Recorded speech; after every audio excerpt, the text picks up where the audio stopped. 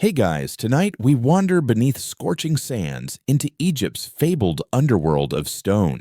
You trudge through whispering sandstone corridors the moment you step past the low entrance, and the walls feel alive as though the rock itself has a story to murmur. You probably won't survive this without praying to at least one obscure god, but don't let that scare you embrace it. So before you get comfortable, take a moment to like the video and subscribe, but only if you genuinely enjoy what I do here. Let me know where you're tuning in from and what time it is in your corner of the world. Now dim the lights, maybe turn on a fan for that soft background hum, and let's ease into tonight's journey together. You step forward and your boots kick up golden dust that sparkles in the thin beam of your torch. The air is heavy and dry, carrying a faint scent of ancient resin and something deeper, almost metallic, like memories of royal blood and incense. Mainstream historians tell us that the so-called Egyptian Labyrinth, or the Labyrinth of Amenemhat III, was described by Herodotus over 2,000 years ago as a sprawling network of over 3,000 rooms, more grand than even the pyramids themselves. It was said to lie somewhere near Lake Moeris, in the Fayum oasis, its halls echoing with royal decrees and sacred rites. You feel that legacy in every step.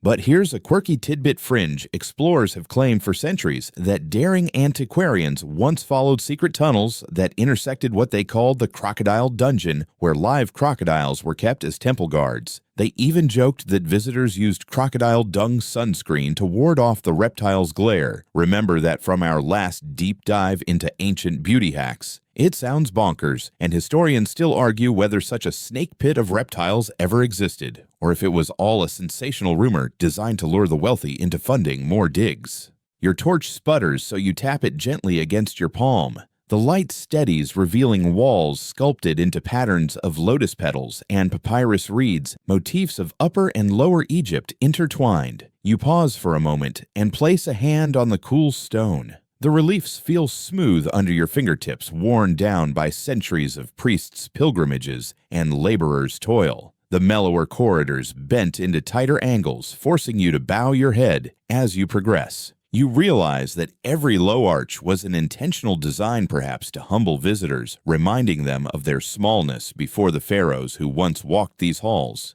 You breathe in slowly. The sand-blasted walls seem to pulse with silent echoes, as if you're not alone. Mainstream sources confirm these corridors were once roofed by massive stone slabs, ingeniously balanced so that no earth above the tombs could collapse in. Yet lamp-lit recesses here hint at hidden doors. Doors you suspect lead to chambers no archaeologist has ever cataloged. Some say the labyrinth's heart held the records of kings long erased from official king lists carved on basalt tablets. Historians still argue whether those tablets were smuggled out in antiquity or simply crumbled to dust beneath centuries of neglect. A distant drip resonates water, hard to imagine in such a parched place, yet occasional underground springs drip through fissures, carving miniature channels in the limestone floor. You spot a tiny puddle glinting like obsidian under your torchlight. You bend to examine it and see faint ripples, as if something moved just below. Fringe enthusiasts claim that the ancient architects funneled secret water sources into hidden cisterns to surprise tomb robbers, luring them into traps. Whether that's true, only those brave or foolish enough to probe deeper would discover. You stand flicking your torch to examine a newly revealed passage veiled by a crumbling curtain of rock dust.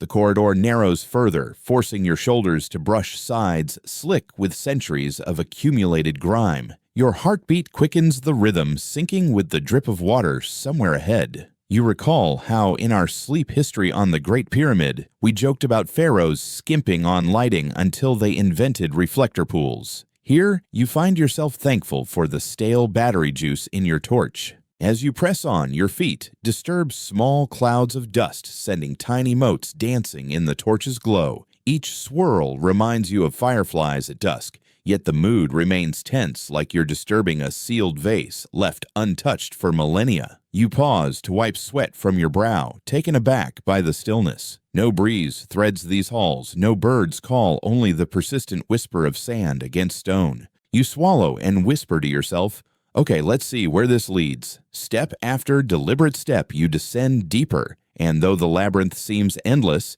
you feel compelled onward, driven by curiosity, adrenaline, and a hint of dread that maybe the real exit was the friends you made along the way.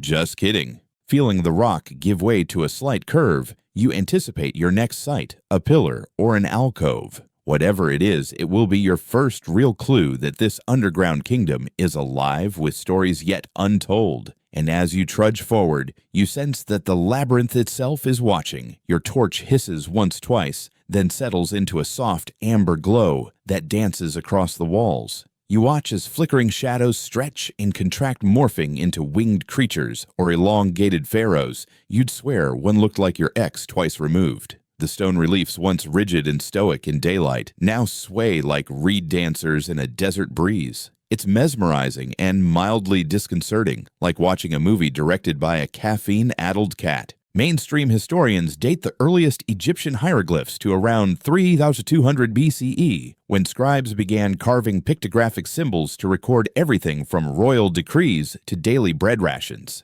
These glyphs weren't just art, they were the data storage of their day, etched in stone for eternity. You can practically feel centuries of ink-soaked papyrus dust settling in your lungs if dust had lungs. Yet fringe enthusiasts insist those same hieroglyphs held secret spells. Some claim they granted invisibility. Others swear they could call down rain in a famine. You probably won't need any of those tonight unless you fancy vanishing from your responsibilities. Historians still argue whether these whispered incantations were ever true magical practice or just hyperactive imagination fueled by opium-laced incense. You lean closer to the wall, the heat from your torch warming your cheek. The scent of burnt kerosene mingles with ancient resin like a perfumier's regrettable experiment. Fingertips grazing the carved grooves, you trace the outline of an Ankh symbol of life, reminding you that in their world, death was merely another doorway. You give it a little tap, the echo is hollow, suggesting a hidden recess, or maybe that you should lay off the midnight snacks. As the shadows flicker, one hieroglyphic falcon seems to take flight wings, beating in the lamplight. Your brain insists it's just your imagination, but a tiny thrill runs down your spine. Archaeologists confirm that birds appeared frequently in tomb decorations, representing the soul's journey to the afterlife. Still, some claim mid-dig accounts of falcon figures realigned overnight, as if guided by unseen wings. Historians still argue whether such reports stem from structural shifts or something more uncanny. You step back, nearly stumbling over a stray pebble. Modern drones mapped the labyrinth's upper tiers just last year, proving these corridors twist in ways even ancient architects couldn't fully predict. The discovery sparked both excitement and headaches. Imagine trying to update Google Maps when the roads literally reassemble themselves. You chuckle, imagining a drone shouting, "Recalculating," again. Above you, the low ceiling is crisscrossed with faint red ochre streaks. Those are the handiwork of workers who painted guiding lines to avoid dead ends, almost like carving breadcrumbs through a fairy tale forest minus the gingerbread. Fringe theorists maintain those lines also served as coded sex graffiti romantic declarations hiding within sacred art. Whether they confessed love between laborers or recorded secret rituals, historians still argue whether any of those pigments held symbolic meaning beyond simple navigation. Your torchlight reveals a shallow niche containing the outline of a crocodile. Its mouth gapes open, fangs poised to strike. You suppress a shiver, remember the crocodile dung sunscreen rumor. Here you are in chambers that might once have housed live crocodiles, or at least their statues warning intruders of the Nile's most fearsome guardians. Either way, you're glad it's just rock. A faint draft stirs the dust at your feet, carrying a distant skittering sound. It could be a pipistrelle bat, Egypt's tiniest winged mammal, or a very ambitious cockroach. You pause, breath shallow, half expecting a horde of insects trained in pharaoh impersonations. Then the wind ceases. Your torch sputters again, and you gently blow on it, careful not to extinguish your only source of personal space lighting. The glyphs here commemorate rituals you'll never attend, festivals honoring Osiris processions carrying mummified hearts and feasts laid out for gods. One scene shows priests pouring milk into the Nile, an offering symbolizing rebirth. Mainstream accounts confirm such ceremonies occurred annually at Thebes, merging agriculture with spirituality. Fringe reports claim some ceremonies involved intoxicated crocodile priests chanting underwater. Historians still argue whether any of that crossed from symbolism into actual crocodile baptism practices. Your pulse sinks with the flicker, the corridor seeming to contract around you like a living jaw. You notice clusters of small red dots above a row of glyphs, iron oxide stains from centuries of mineral-rich water seepage. Local guides once told tourists these stains were blood relics from sacrificial rites. You roll your eyes at the tour group's storytelling, but admit it adds to the mystique. Blood or rust, the effect is the same goosebumps. You flex your shoulders, realizing how tense you've become. Relief comes in a soft gasp as you step into a slightly wider alcove. Here, the hieroglyphs form a continuous frieze of royal boats' oars gliding through calm waters. You can almost hear the slap of wood and feel the balmy Nile breeze, if breeze could smell vaguely of mouse droppings and stale stone. You grin at the mental image of crowned pharaohs paddling past you like historical Uber drivers, offering boats to the afterlife at the low price of one noisy beetle. 3 light jokes so far. Better add one more. You joke aloud. At least there's no Wi-Fi down here. The echo returns your words as a mocking chorus. If only they'd invented Wi-Fi in 2000 BCE, perhaps you wouldn't be stumbling through this labyrinth in the first place. You tuck your torch under your arm to adjust your backpack. The leather straps creak and you pause, listening to the groan echo into emptiness. Then you press onward, guided by the shimmering dance of flame and shadow, each step a soft crunch on gravel and dust. The walls close in once more, and you wonder what secrets lie just beyond the wavering light secrets recorded in glyphs that survived millennia and jokes that won't. Ahead, the corridor bends left, swallowing both light and sound. You take a final slow breath, tightening your grip on the torch. Whatever's next, you'll see it in the next flicker. You round a bend, and suddenly the corridor widens into a small alcove carved into living rock. The air here feels denser, almost reverberating with the memory of voices long silenced. You pause, toe tapping on scattered pebbles, as if testing the pitch of this subterranean chamber. A faint hum lingers, maybe the echo of priests chanting hymns to Amun-Ra, or just your imagination, but your skin prickles anyway. Mainstream sources tell us that temple chambers like this were often constructed with exceptional acoustics designed so worshippers' voices could carry through hidden shafts and amplify across vast subterranean sanctuaries. At Karnak, archaeologists measured reverberations lasting up to 6 seconds, allowing choruses of dozens to sound like choirs of hundreds. You can almost feel that resonance tickle your eardrums now, years after the last candle burned out. Now here's a quirky tidbit. A handful of fringe explorers claim that some of these alcoves once contained singing stones, geological anomalies that would emit eerie humming sounds when struck by water droplets. Legend says the Egyptians used them as part of divination rituals, believing the stones spoke messages from deities. Historians still argue whether these melodic monoliths existed or were merely a boozy traveler's tall tale after one too many cups of barley beer. You run a fingertip along a smoothed ledge, where offerings might have rested grain wine, perhaps tiny statuettes of gods. The stone here is worn to a glossy sheen, betraying the palms of countless pilgrims who came seeking blessings. A stray drop of condensation falls from the ceiling landing with a soft plink that echoes once-twice. And you swear it sounds like a distant drumbeat. You cover your mouth to stifle a laugh, picturing yourself as a one-man percussion ensemble in an empty temple. Behind you, your torch flickers, casting dancing shadows on a row of painted reliefs. You recognize the scene priests circling an altar, incense smoke curling like ghostly serpents. These images mirror those at Luxor Temple, where records show annual Opet festival processions renewing the pharaoh's divine power. Mainstream historians date the first Opet festival to the New Kingdom's 18th dynasty, around 1550 BCE. That's nearly 4 millennia of ritual, and you wonder how many festival goers lost sandals in the mud on the Nile floodplain. Something glints in a narrow crevice, perhaps a bronze lamp base half buried. You crouch, careful not to slip on loose gravel and brush away centuries of dust. The lamp's handle is shaped like Bez, the protective dwarf god, complete with oversized belly and contagious grin.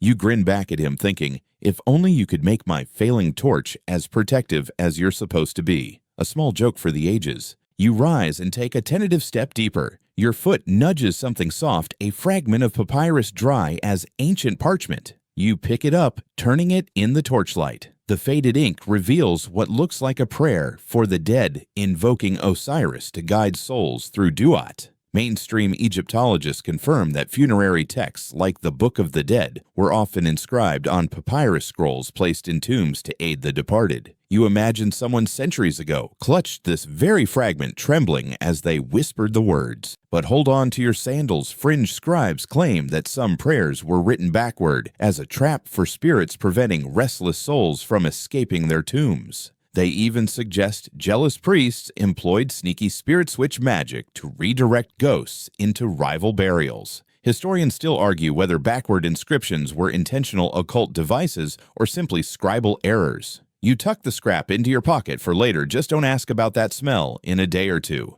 A cool draft brushes your neck, and you shiver despite the desert heat outside. You realize this alcove might connect to a hidden shaft leading back toward the surface or deeper into the unknown. The torchlight reveals tiny footprints in the dust. No, not human scarab beetles. Their glossy shells glinting like jet beads. In ancient times, Egyptians revered scarabs as symbols of rebirth, often placing small stone carvings in tombs. You imagine a tiny scarab army escorting pharaohs into the afterlife, their legs scratching cryptic patterns in the sand. You step forward and your boot scrapes against something metallic. Reaching down, you find a small bronze key, its intricate bow fashioned like the Eye of Horus. Your heart flutters. Could this unlock a secret door beyond the alcove? You flash a grin. Talk about unlocking new levels in a dusty dungeon crawl. Another joke registers in your mind, and you allow yourself a quiet chuckle. Holding the key, you lean close to a carving that depicts a priest offering libations to Hathor under a crescent moon. The paint traces of blue and red still clings to the grooves. Mainstream conservation experts note that artisans used mineral pigments bound with egg white to achieve those vivid colors, some of which endure even after 3,000 years. You imagine the temple bathed in torchlight, the painted figures flickering to life in worship.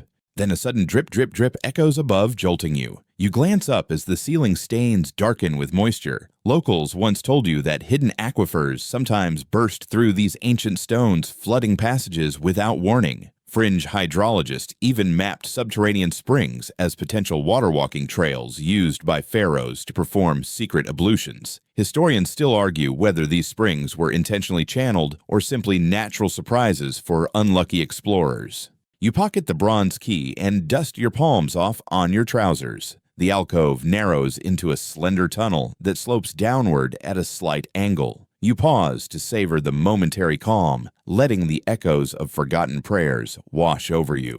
You tuck a loose lock of hair behind your ear. Okay, maybe that's too ASMR, but you deserve a self-care moment in this sandy underworld. You take a measured breath, feeling the weight of history and a small papyrus fragment in your pocket. The key feels cold against your thigh, a promise of discovery, or maybe a trap.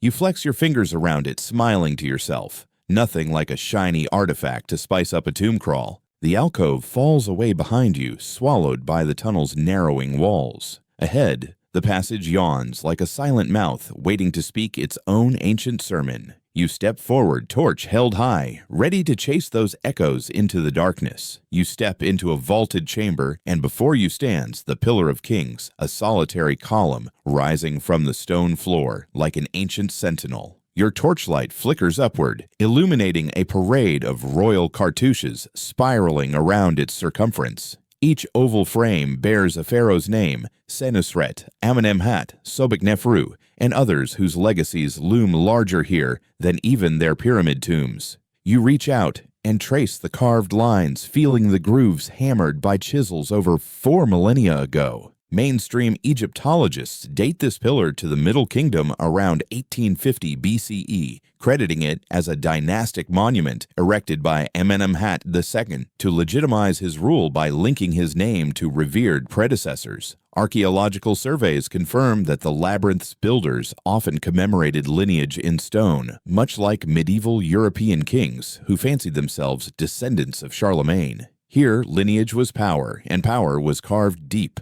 Yet fringe historians whisper of an alternative origin story. They claim the Pillar of Kings was actually a celestial calendar, each pharaoh's cartouche corresponding to a star's position in the night sky. They even suggest that funerary astronomers used the column to predict Nile floods, ancient Egyptian meteorology, if you will. Historians still argue whether these star chart theories hold any water, or if they're simply the fever dreams of New Age astrologers trying to rope in unwitting tourists. You circle the pillar, slowly torch held close. Your footsteps echo like drum beats in a vast amphitheater, and for a moment you imagine yourself a lone worshiper in a forgotten temple. A small joke escapes your lips. I wonder if Senusrit ever bragged to his friends, "Check out my pillar beats your boring pyramid any day." The silence returns your punchline as a soft hiss of shifting sand.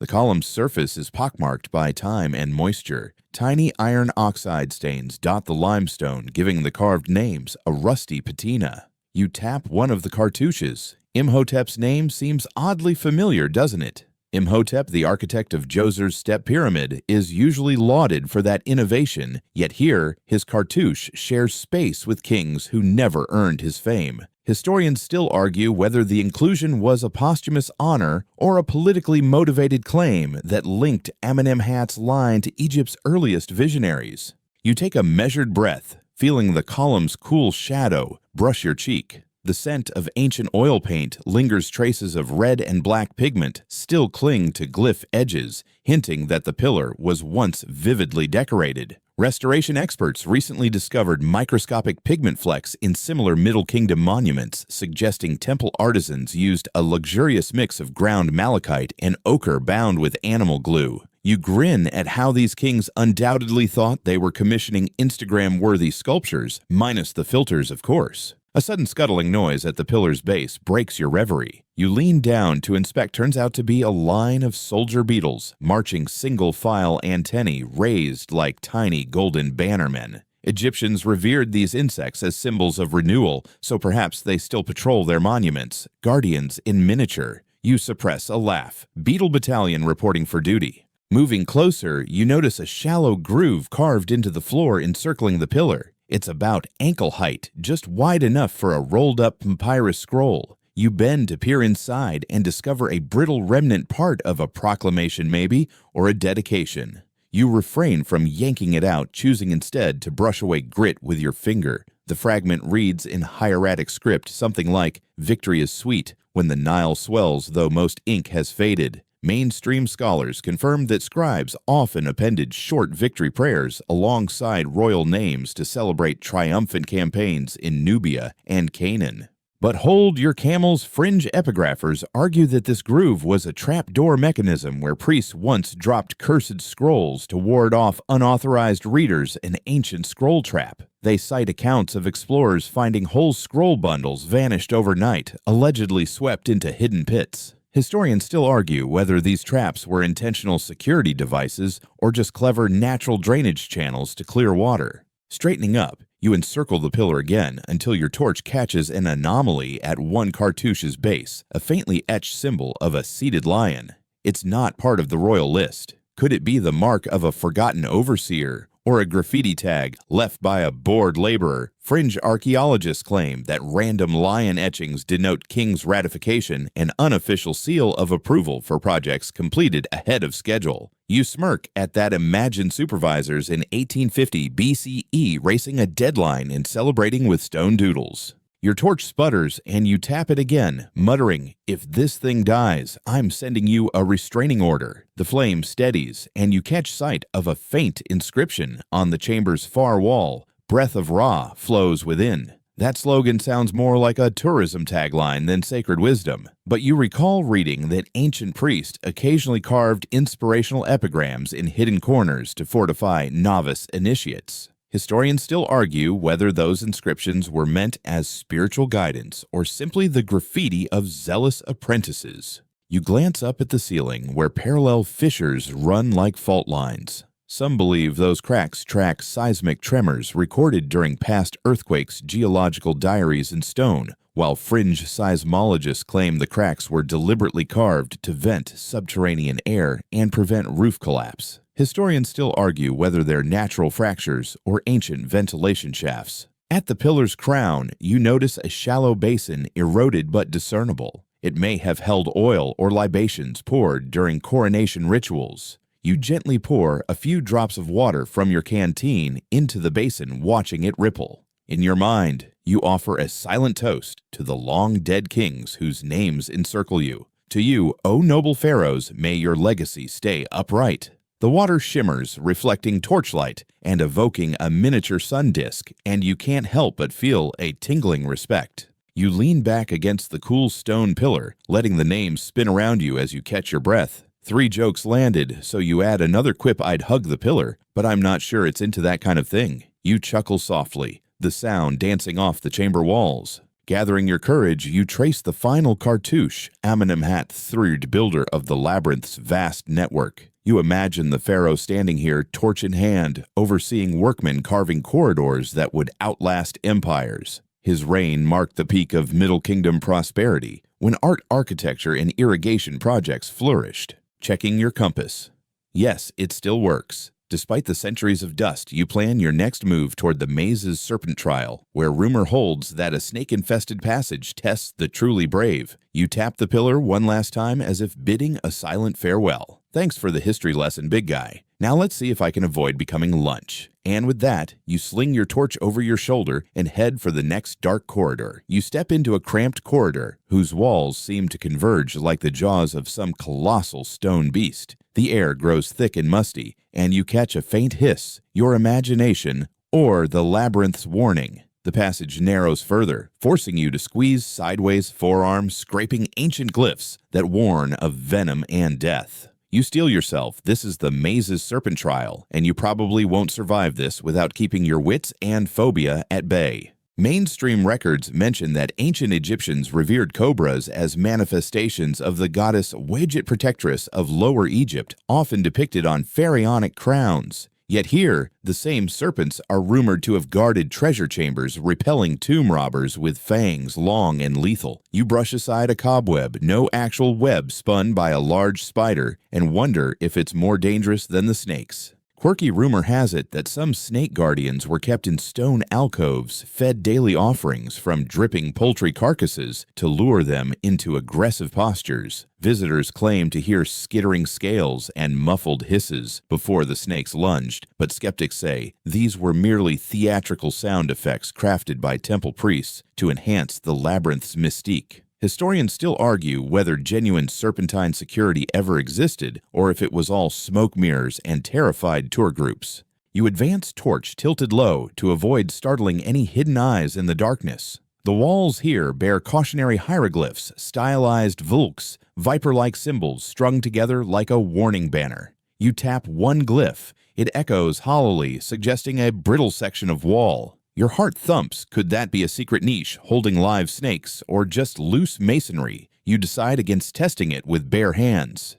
Your foot nudges something cold and smooth, a small bronze plaque inset in the floor, etched with a serpent coiled around an ankh. You crouch to inspect it. Perhaps it marks a trapdoor or signals a hidden button. You brush the dust away and feel a faint click underfoot. Did you trigger something? A low rumble vibrates through the corridor, and for a heartbeat, you consider retracing your steps. Bracing your shoulders, you press forward. The tunnel opens into a domed antechamber strewn with loose stones and bone fragments, avian most likely from sacrificial birds. The stench of decay is minimal but present, like the aftertaste of spoiled wine. A carved relief shows a priest offering a goose to a seated cobra goddess. Mainstream experts confirm that birds, especially geese and ducks, were common votive offerings to serpent deities. You inhale sharply. A skitter echoes off the far wall. You freeze chest tight. Was that just a bat? No two slithering shapes appear in the torchlight, sleek and bronze-skinned eyes glinting. Live snakes. Their hoods are half flared, poised to strike if you get too close. You swallow, recalling that a single bite from an Egyptian cobra can kill within minutes without anti-venom.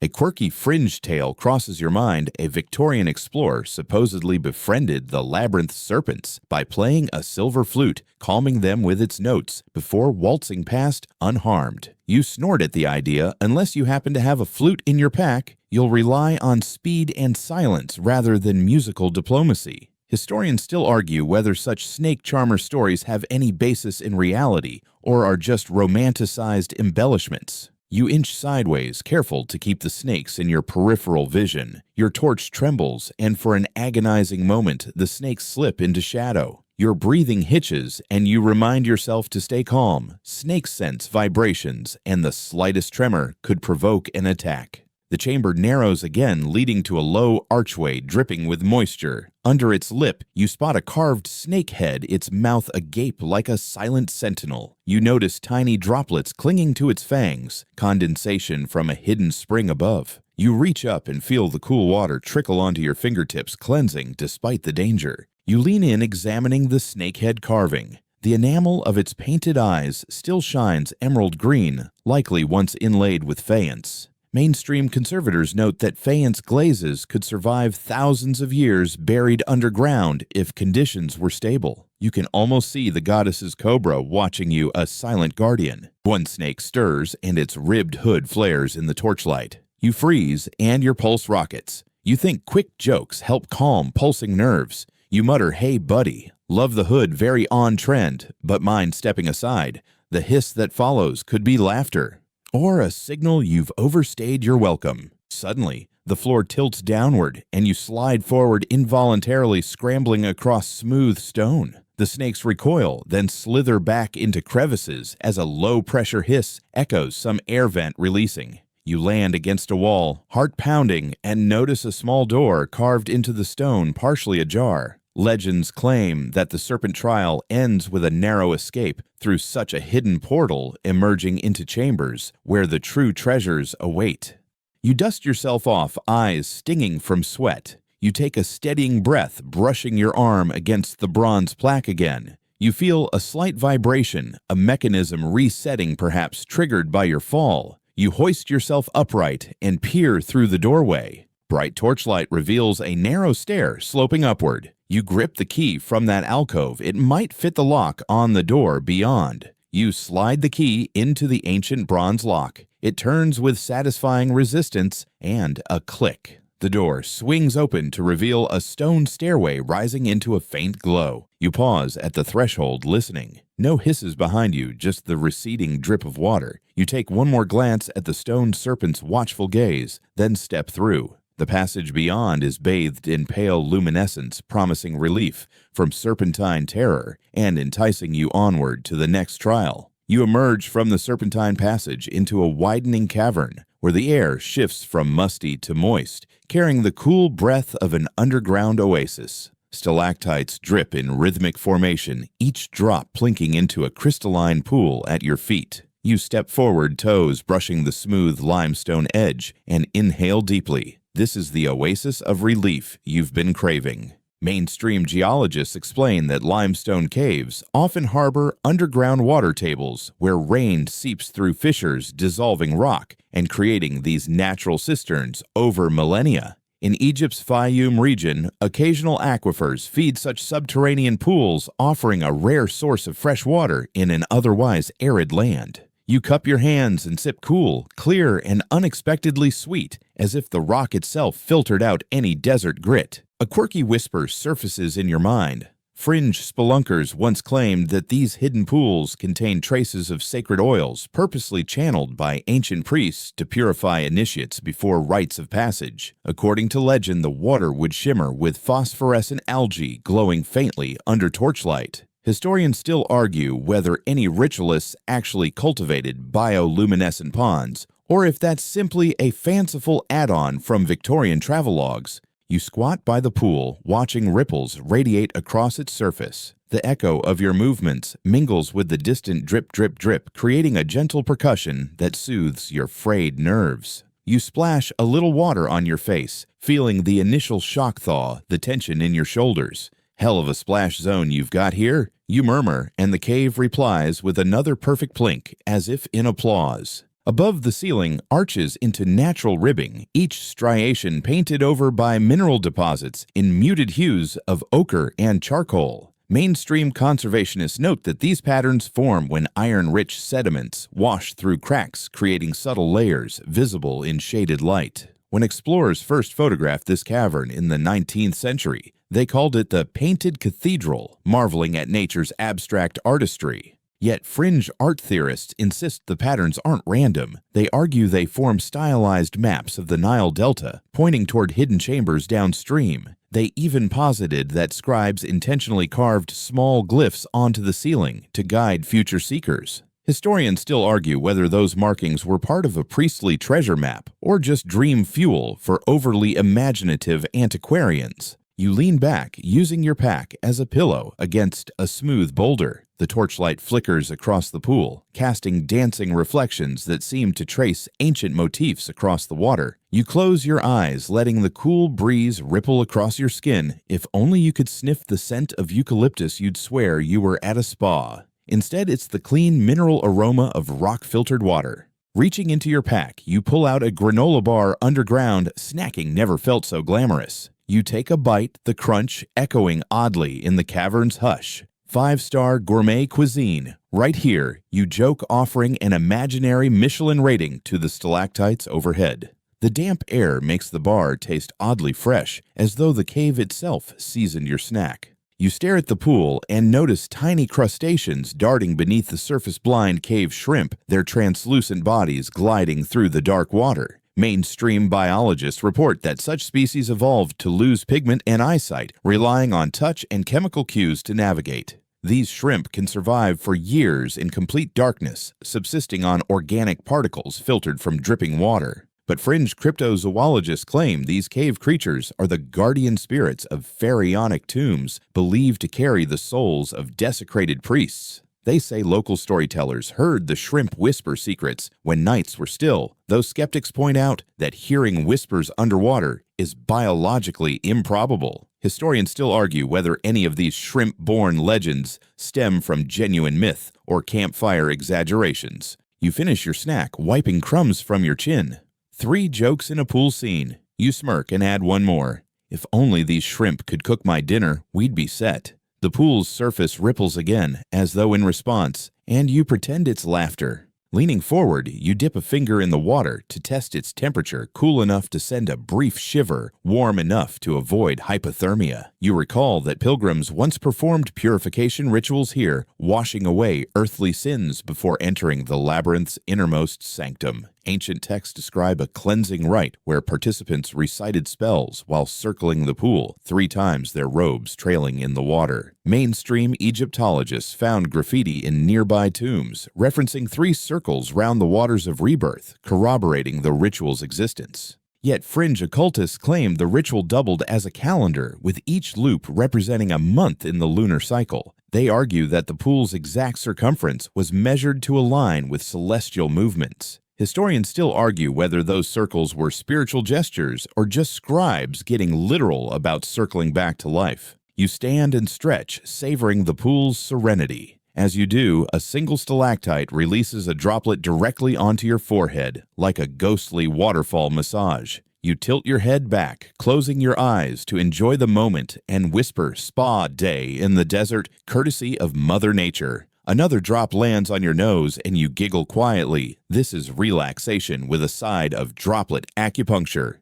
The torch's beam flickers at the pool's far edge, revealing a narrow arch leading upward. Beyond it, you sense drier air and warmer hues, likely the continuation of the labyrinthine maze. You dab at your damp face one last time, leaving tiny watery fingerprints on your cheek. With renewed energy, you scoop up your pack and swing it over one shoulder. You take a final glance at the shimmering oasis, an unexpected haven of calm in a place designed for secrets and tests. You whisper a soft thanks to the subterranean waters. You've been a great host, no need for a tip. Stepping toward the arch, you leave the pool's gentle hum behind. Your boots crunch on damp limestone, and the torchlight catches the last glimmer of the cave's painted cathedral ceiling. Ahead, the passage narrows again, but now you feel steadier, calmer, drenched in water and whimsy. You pause at the threshold, reflecting on the contrast between the Serpent Trial's terror and this oasis's serenity. You breathe in the earthy scent, steeling yourself for the next challenge. The labyrinth awaits, but for now, you carry the cool comfort of this hidden spring in your bones. You slip through a narrow arch into a dimly lit chamber that feels impossibly sacred, as though the rock itself bowed in reverence. The walls here are lined with stone shelves carved into niches, once home to bronze vessels, alabaster jars, and ornate chalices. Your torchlight glows amber against the vessel's surfaces, reflecting off ancient metal and hinting at ritual use. You step lightly, careful not to disturb any residual offerings, feeling as though you've entered a vault of prayers rather than treasure. Mainstream archaeologists note that Egyptians placed libation vessels in temple chambers to hold water, wine, or oil meant for gods. Studies of similar sites in Karnak and Abydos reveal dozens of intact jars, each inscribed with the name of the deity it honored. The vessel's shapes varied by function: small bowls for incense, flared beakers for wine, and long-necked jars for perfumed oils. These items were more than ritual props. They were conduits between mortals and the divine. Yet fringe collectors whisper of cursed chalices, claiming that certain goblets once housed serpent venom or red ochre mixed with human blood, used in clandestine rites by secretive priesthoods. Stories persist of 19th century explorers who filled their canteens from these jars and later succumbed to bizarre hallucinations or vanished entirely. Historians still argue whether these tales stem from genuine poisonings or simply sensational inns selling ghost tours to gullible travelers. You crouch before a shallow alcove holding a low pedestal, atop which rests a battered bronze basin. Its rim is chipped, the metal dulled by centuries of abrasion, but you sense its importance. You lean in to examine the underside and find faint hieratic inscriptions for anointing the true heart. In living temples, priests would anoint statues of gods with scented oils. As part of daily offerings, this basin may have been used to pour the oil before transferring it with cotton swabs or their own fingertips. You dip a finger into the basin's dry residue and inhale a faint hint of frankincense, sweet, resinous, comforting.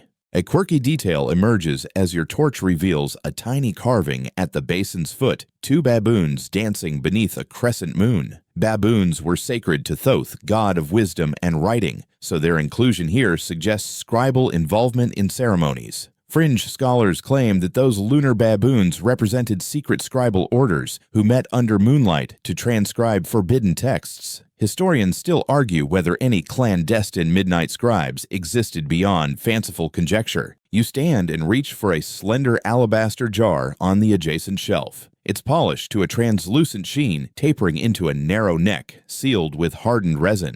You twist the cap, careful not to break it, and catch a waft of rich sandalwood mixed with myrrh. Mainstream conservationists confirm that resin-sealed alabaster jars often preserved precious perfumed oils used in funerary rituals to prepare mummies or in temple rites honoring deities like Isis and Osiris. You dab a drop on your wrist, luxury for a labyrinth explorer. But hold on to your scrolls. Fringe perfumers argue that some jars contained hallucinogenic concoctions brewed from moldy grains intended to induce prophetic visions in initiates. They point to reports of dream priests who fell into trances and spoke with gods, but skeptics note that no chemical residue tests have conclusively supported such claims. Historians still argue whether any ancient Egyptian rituals ventured beyond incense into mind-altering brews. You carefully place the jar back and step toward a central dais, where a cluster of small statuettes stands, figures of Osiris Anubis and Hathor,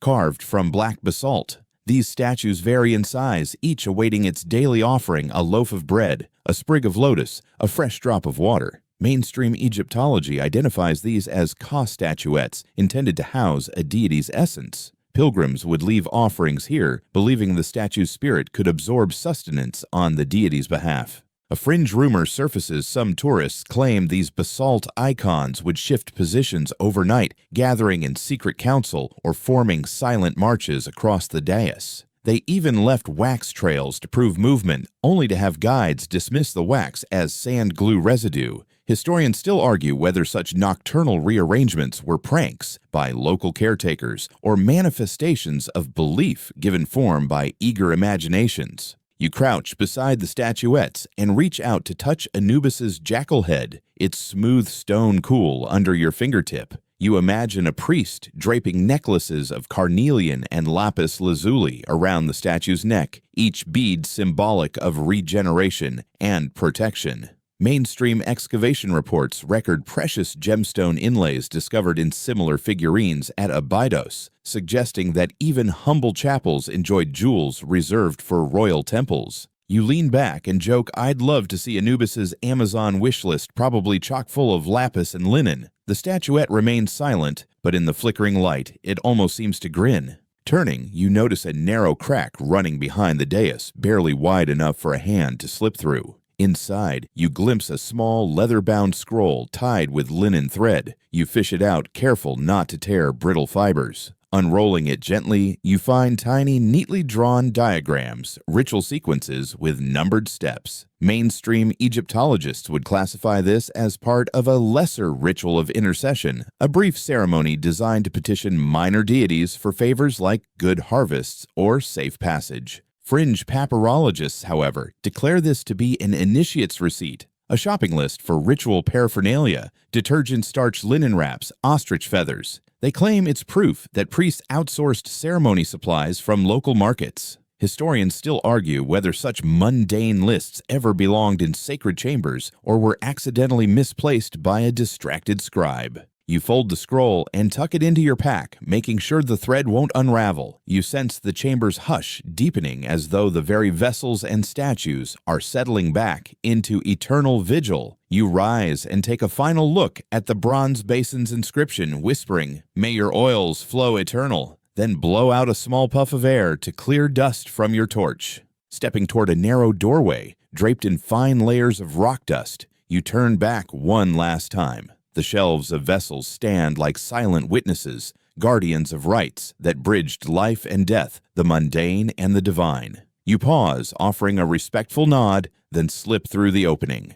Ahead awaits the serpent trial's next echo, but your heart feels lighter, bolstered by the wisdom of spilled oils, whispered prayers, and the faint aroma of sandalwood. You advance into the darkness, knowing every chalice and jar you pass carries the weight of thousands of whispered supplications. You squeeze through the narrow threshold and find yourself in a compact chamber dominated by a modest stone shrine recessed into the far wall. The shrine is simple, yet deliberate, a raised platform supporting a carved niche, its archway framed by slender columns of polished limestone. Inside, at eye level, rests a single oval cartouche, its hieroglyphs crisp and deep, despite millennia of neglect. You step forward, torch in hand, to study it. Each stroke of the carving feels intentional, like someone carefully handwriting a secret letter. Mainstream Egyptologists date this style of shrine to the late Middle Kingdom around 1800 BCE, when pharaohs began commissioning small, personal chapels within larger mortuary complexes. These chapels honored not only the god of the site,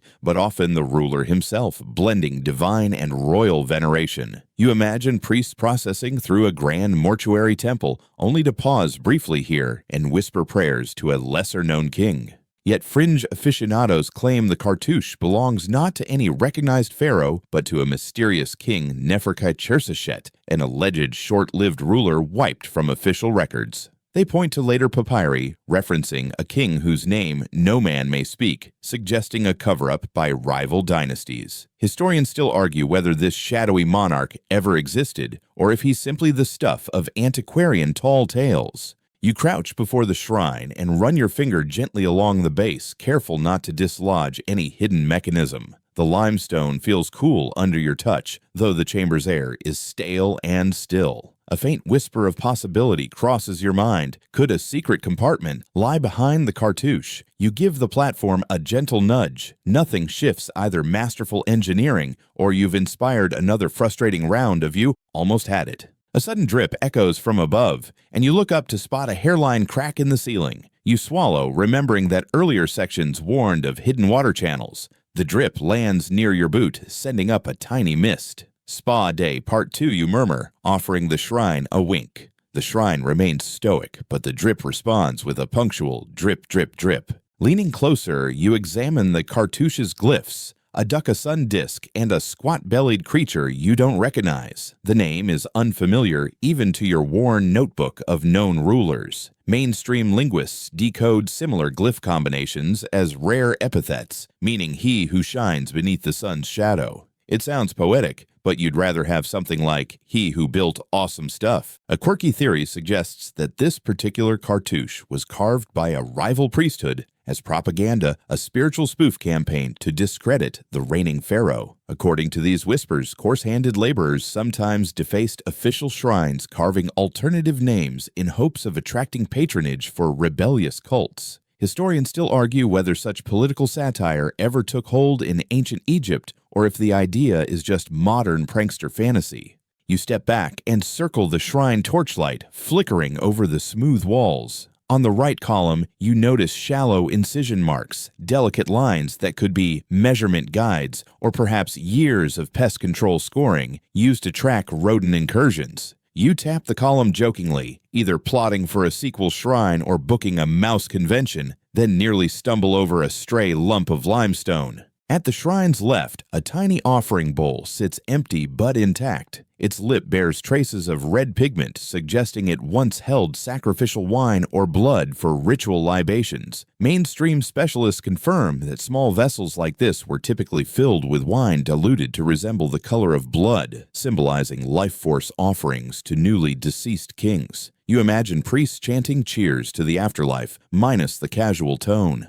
Fringe storytellers, however, insist some bowls held inexplicable substances. Think ground gemstones mixed with resin used in transformation elixirs. They claim budding initiates drank them to glimpse the pharaoh's journey into the underworld. Historians still argue whether any such elixirs existed beyond the boundaries of fictionalized adventure tales and the occasional mislabeled museum exhibit. You crouch again and peer into the dirty interior of the bowl, spotting a curled fragment of cloth, a wick from a long-extinguished oil lamp. You reach in and pull it out, brushing off the dust. The wick is blackened at one end, perhaps dipped in perfumed oil before centuries of neglect. You wave it under your nose, a faint aroma of goat's milk and frankincense lingers.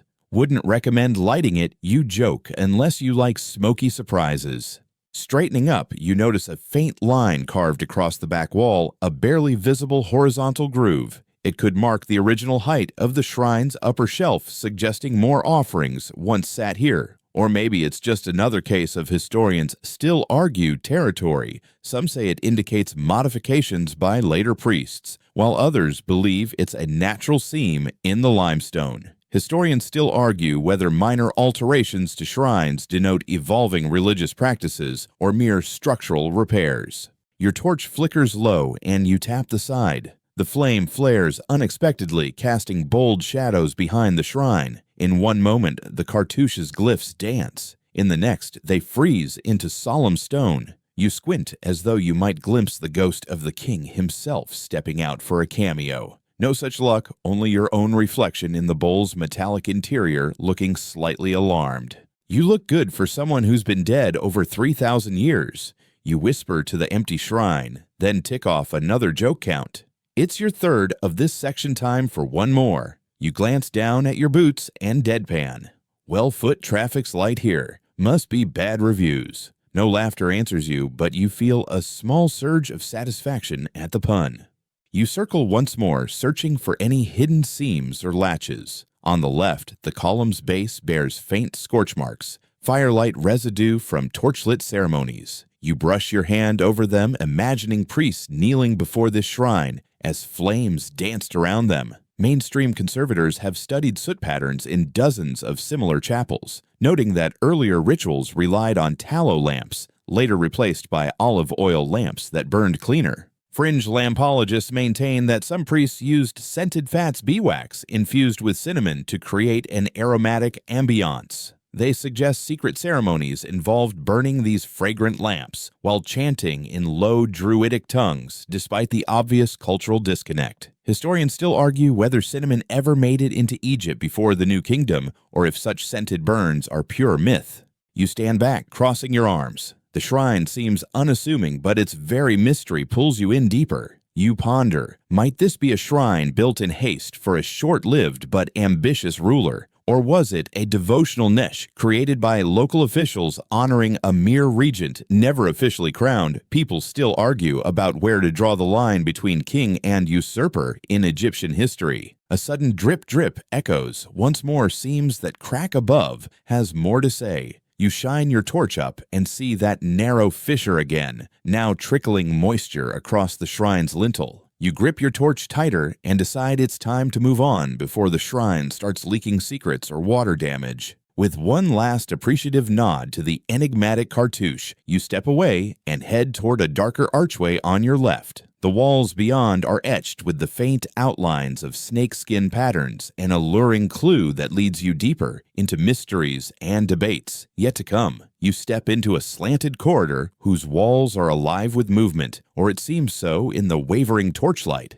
Tiny black shapes scuttle along the floor and up the walls, their glossy shells catching reflections like scattered gems. Scarab beetles, the labyrinth's living guards, weave intricate patterns across the stone. You pause, toes raised as they thrum beneath your boots in a living carpet. Mainstream entomologists confirm that scarab beetles, Scarabaeus sacer, were sacred in ancient Egypt, symbolizing the sun's daily rebirth. Priests revered their dung-rolling habits as emblems of Khepri, the morning sun god pushing creation across the sky. These beetles often inhabited tombs drawn by the warmth and occasional organic debris, creating natural guard shifts that never tired. Yet fringe naturalists claim these scarabs were deliberately bred by temple custodians into miniature sentinels engineered for loyalty with secret pheromone trails. Think insect armies obeying whispered commands in hieroglyphic code. Historians still argue whether any ancient entomology program existed or whether these allegations sprang from Victorian-era fantasies of insect spies. You crouch, watching a single scarab roll a pellet of detritus the size of its head, navigating a maze of cracks with uncanny determination. Look at you go, Pharaoh's little Roomba, you joke, and the beetle's shiny back seems to glint in amusement. That's one. Shedding a bit of dust, you brush your hand along a carved groove, and hundreds of beetles shift in unison like a ripple across a tiny sea. It's mesmerizing and mildly hair-raising given their numbers. You recall that scarab imagery adorned countless amulets. Mainstream archaeologists have unearthed thousands of these heart scarabs placed over mummies' chests to guide souls safely through the underworld. A quirky story persists among desert guides that if you gather a handful of live scarabs and whisper your deepest fear into their shells, they'll carry it away, provided you release them at dawn. Locals still practice this scarab therapy, though skeptics note there's no scientific proof your anxieties actually vanish. Historians still argue whether any such folk rituals originated in antiquity or emerged from modern wellness trends. You edge forward, following a faint trail pressed smooth by countless insect feet. The walls here bear repeated scarab motifs carved shallowly but clearly visible. Each motif is a silent warning tread, carefully disturb nothing. You nearly stumble on a loose pebble, and in that split second, thousands of beetles scatter like confetti at a festival. Party's over, guys, you murmur, stepping aside so they can reclaim their thoroughfare. 2 jokes down, 1 to go. Your torchlight reveals a tiny alcove in the wall, a roughly carved, skull-faced amulet embedded in stone. You examine it. The scarab above appears to bow over a stylized human head. Egyptian symbology often combined beetles with human figures to illustrate divine protection of the soul. Mainstream iconographers interpret these motifs as visual prayers, ensuring the deceased's safe journey beyond the veil. But fringe iconoclasts argue that those skull-faced carvings were morbid graffiti left by disillusioned workers' secret messages mocking the promise of safe passage, as if they'd grown skeptical of scarab-based salvation. Historians still argue whether any ancient artisans dared such irreverence, or if these markings are just natural erosion patterns mistaken for skullduggery. You step back into the stream of beetles, careful not to crush any. The corridor curves left, and the life beneath your feet thickens, creating an undulating carpet that ripples toward a darker arch. You consider the odds these scarabs have outlasted empires, survived tomb robbers, and now shuffle before you guardians of chambers you've yet to see. Craving a moment of levity, you drop to one knee and speak softly. Okay, I get it. Scarabs rule this place. How about some polite passage? The beetles go on as if you weren't there, leaving you alone with a swallowed chuckle. Ahead, the corridor's walls grow smoother as though scarabs have polished them over centuries. You brush the stone, noting its sleek finish, a testament to the insect's quiet labor. You straighten and lift your torch to eye level, watching motes of dust swirl in the beam, mingling with the scarab's slow parade. 3 jokes delivered. You allow a final quip. If scarabs ever unionize, I'm so out of here. The words echo oddly, but you feel lighter for the attempt at humor. Taking a deep breath, you press onward, stepping carefully to avoid the beetle tide. The labyrinth's living guards recede behind you, their vigil shifting to new territory. You sense you've earned their respect. No crushed shells, no angry swarms, and with that unspoken truce, you cross beneath the next arch. Beyond lies the faint glimmer of daylight's promise, or another cleverly disguised trap. You grip your torch tightly and move into the dim beyond Scarab's tiny legs, clicking softly in your wake. You trudge onward, the corridor's oppressive darkness gradually giving way to a faint, pulsing glow ahead. Your torch sputters as if protesting the encroaching light, and you find yourself squinting, torn between relief and suspicion. The glow isn't golden like torchlight, but a pale, diffuse luminescence sunlight, or some clever mimic hiding another trap. You swallow hard and steady your breathing. This is sunlight's distant promise, and you're about to find out if hope or hazard awaits. Mainstream geographers confirm that the labyrinth's eastern exits were strategically aligned with the sun's summer solstice rising point, allowing morning rays to penetrate deep shafts only twice a year. Those shafts acted as natural daylight projectors, ancient Egyptians' very own solar-activated welcome mats. You can almost feel the first whispers of warmth dancing on your shoulders, igniting goosebumps despite the cave's chill. Yet fringe archaeotourists insist that prankster priests rigged hidden mirrors to channel sunlight year-round, creating perpetual dawn illusions to disorient tomb robbers. They point to scorch marks on certain walls as evidence of mirror-focused beams heating stones to blinding brilliance. Historians still argue whether these polished metal contraptions existed or if the scorch stains stem from uncontrolled ceremonial fires. You pause, torch held low, and watch the glow grow brighter. The walls here are cut into smooth, flat planes, an architectural departure from the labyrinth's rough-hewn passages. You suspect you're nearing a grand chamber, or an intentional antechamber designed to dazzle. Your heart pounds. Is this the exit or the entrance to the labyrinth's most perilous secret? A light breeze drifts past, carrying warm, dry air that smells faintly of date palms and hot sand. You inhale, momentarily transported to an oasis beyond the desert's edge, until you remember you're deep underground. Fringe climate theorists claim the labyrinth's builders engineered subterranean airflow shafts to stabilize humidity and temperature, effectively creating an ancient air conditioning system. Historians still argue whether any such ventilation was deliberate engineering or simply natural fissures leveraged over time. You take a cautious step forward, boots crunching on gravel that transitions to packed sand. The glow intensifies, revealing walls frescoed in faded but discernible pigments, scenes of sunrise over the Nile priests raising obelisks that pierce the sky, and pharaohs stepping into radiant chambers. Mainstream conservators dating similar murals place them in the New Kingdom era around 1400 BCE, when temple art reached its zenith of color and composition. A quirky fringe claim insists these murals were painted by time-traveling artisans, rogue inventors from the future, who couldn't resist documenting their escapades in the remote past. Supposed tool marks inconsistent with Bronze Age techniques fueled their conspiracy blogs. Historians still argue whether such marks indicate anachronistic brushes or simply later restorations by Roman-era scribes. You squint, noticing that one fresco shows a pharaoh holding a trident-like staff, odd since tridents aren't part of Egyptian regalia. You blink. The staff morphs into a crook and flail, probably just pigment distortion. You joke aloud, "Nice try, Atlantis." This isn't your gig. Your voice echoes, and for a flicker of a moment, you swear you hear laughter. Could have been the breeze. 2 jokes so far, time to keep count.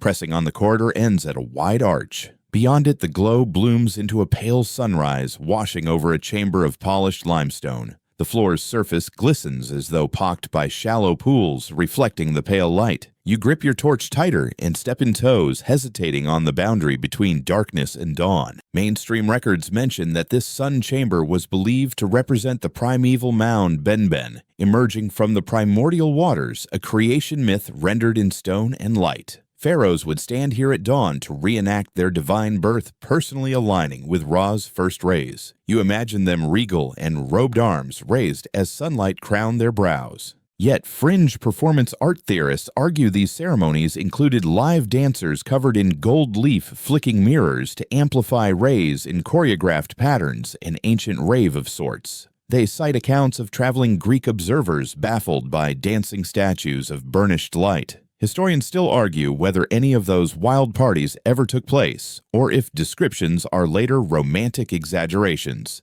You step fully into the chamber, and the sand gives way to smooth limestone. Each footstep sounds muted but resonant, as if the floor was designed to amplify the slightest movement. You pause at the center, the glow warm on your face, and let yourself take it in. The contrast between the earlier gloom and this luminous space feels almost spiritual, like emerging from a dream halfway through. A sudden flutter catches your eye. A flock of white moths drifts lazily through the light, their powdery wings leaving ghostly trails. Mainstream entomologists note that certain nocturnal species are attracted to narrow beams of light even underground. These moths might originate from surface breaches above drawn-down ancient shafts. Fringe natural philosophers maintain these moths were domesticated by temple priests to symbolize souls ascending to the sun god, a living confetti celebrating rebirth. They imagine priests whispering incantations that guided the moths into elaborate patterns, creating ephemeral light shows. Historians still argue whether such insect choreography existed or if it's the stuff of visionary dreamers.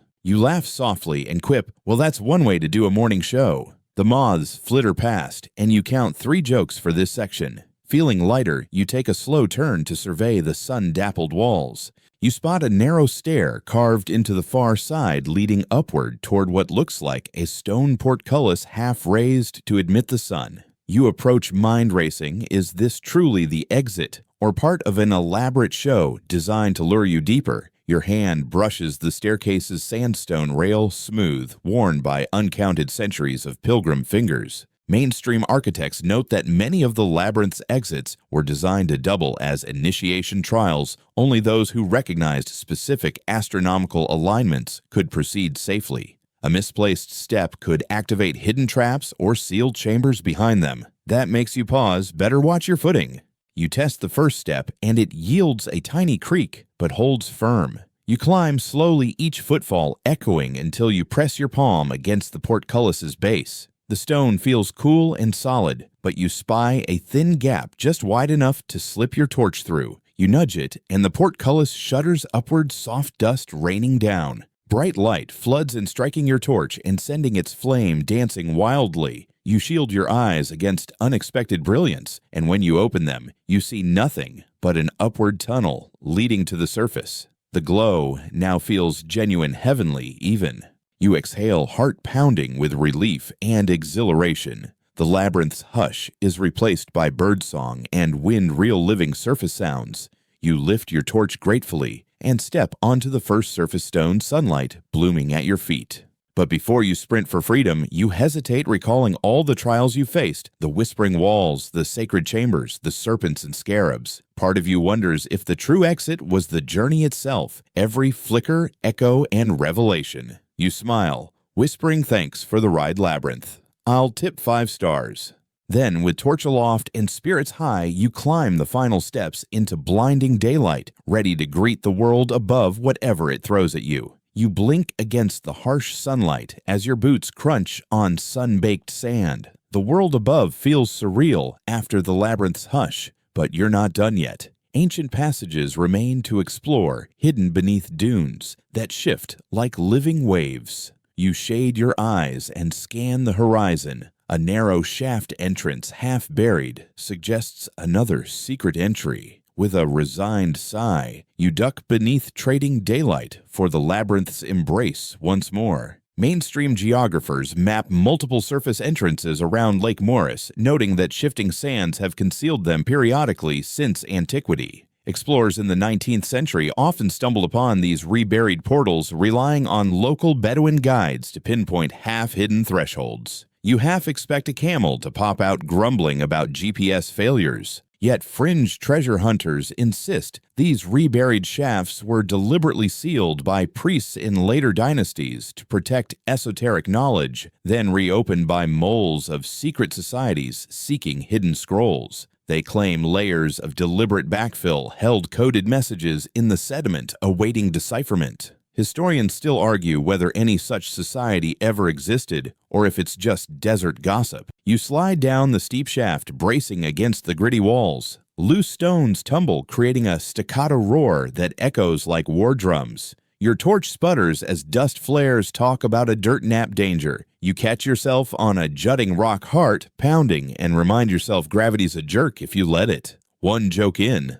Landing on a hard-packed ledge, you rise and shake off sand from your shoulders. The air here is stale, but free of dripping water, a stark contrast to the oasis. Ahead, a sloping tunnel plunges into darkness, its ceiling low enough to force a slight stoop.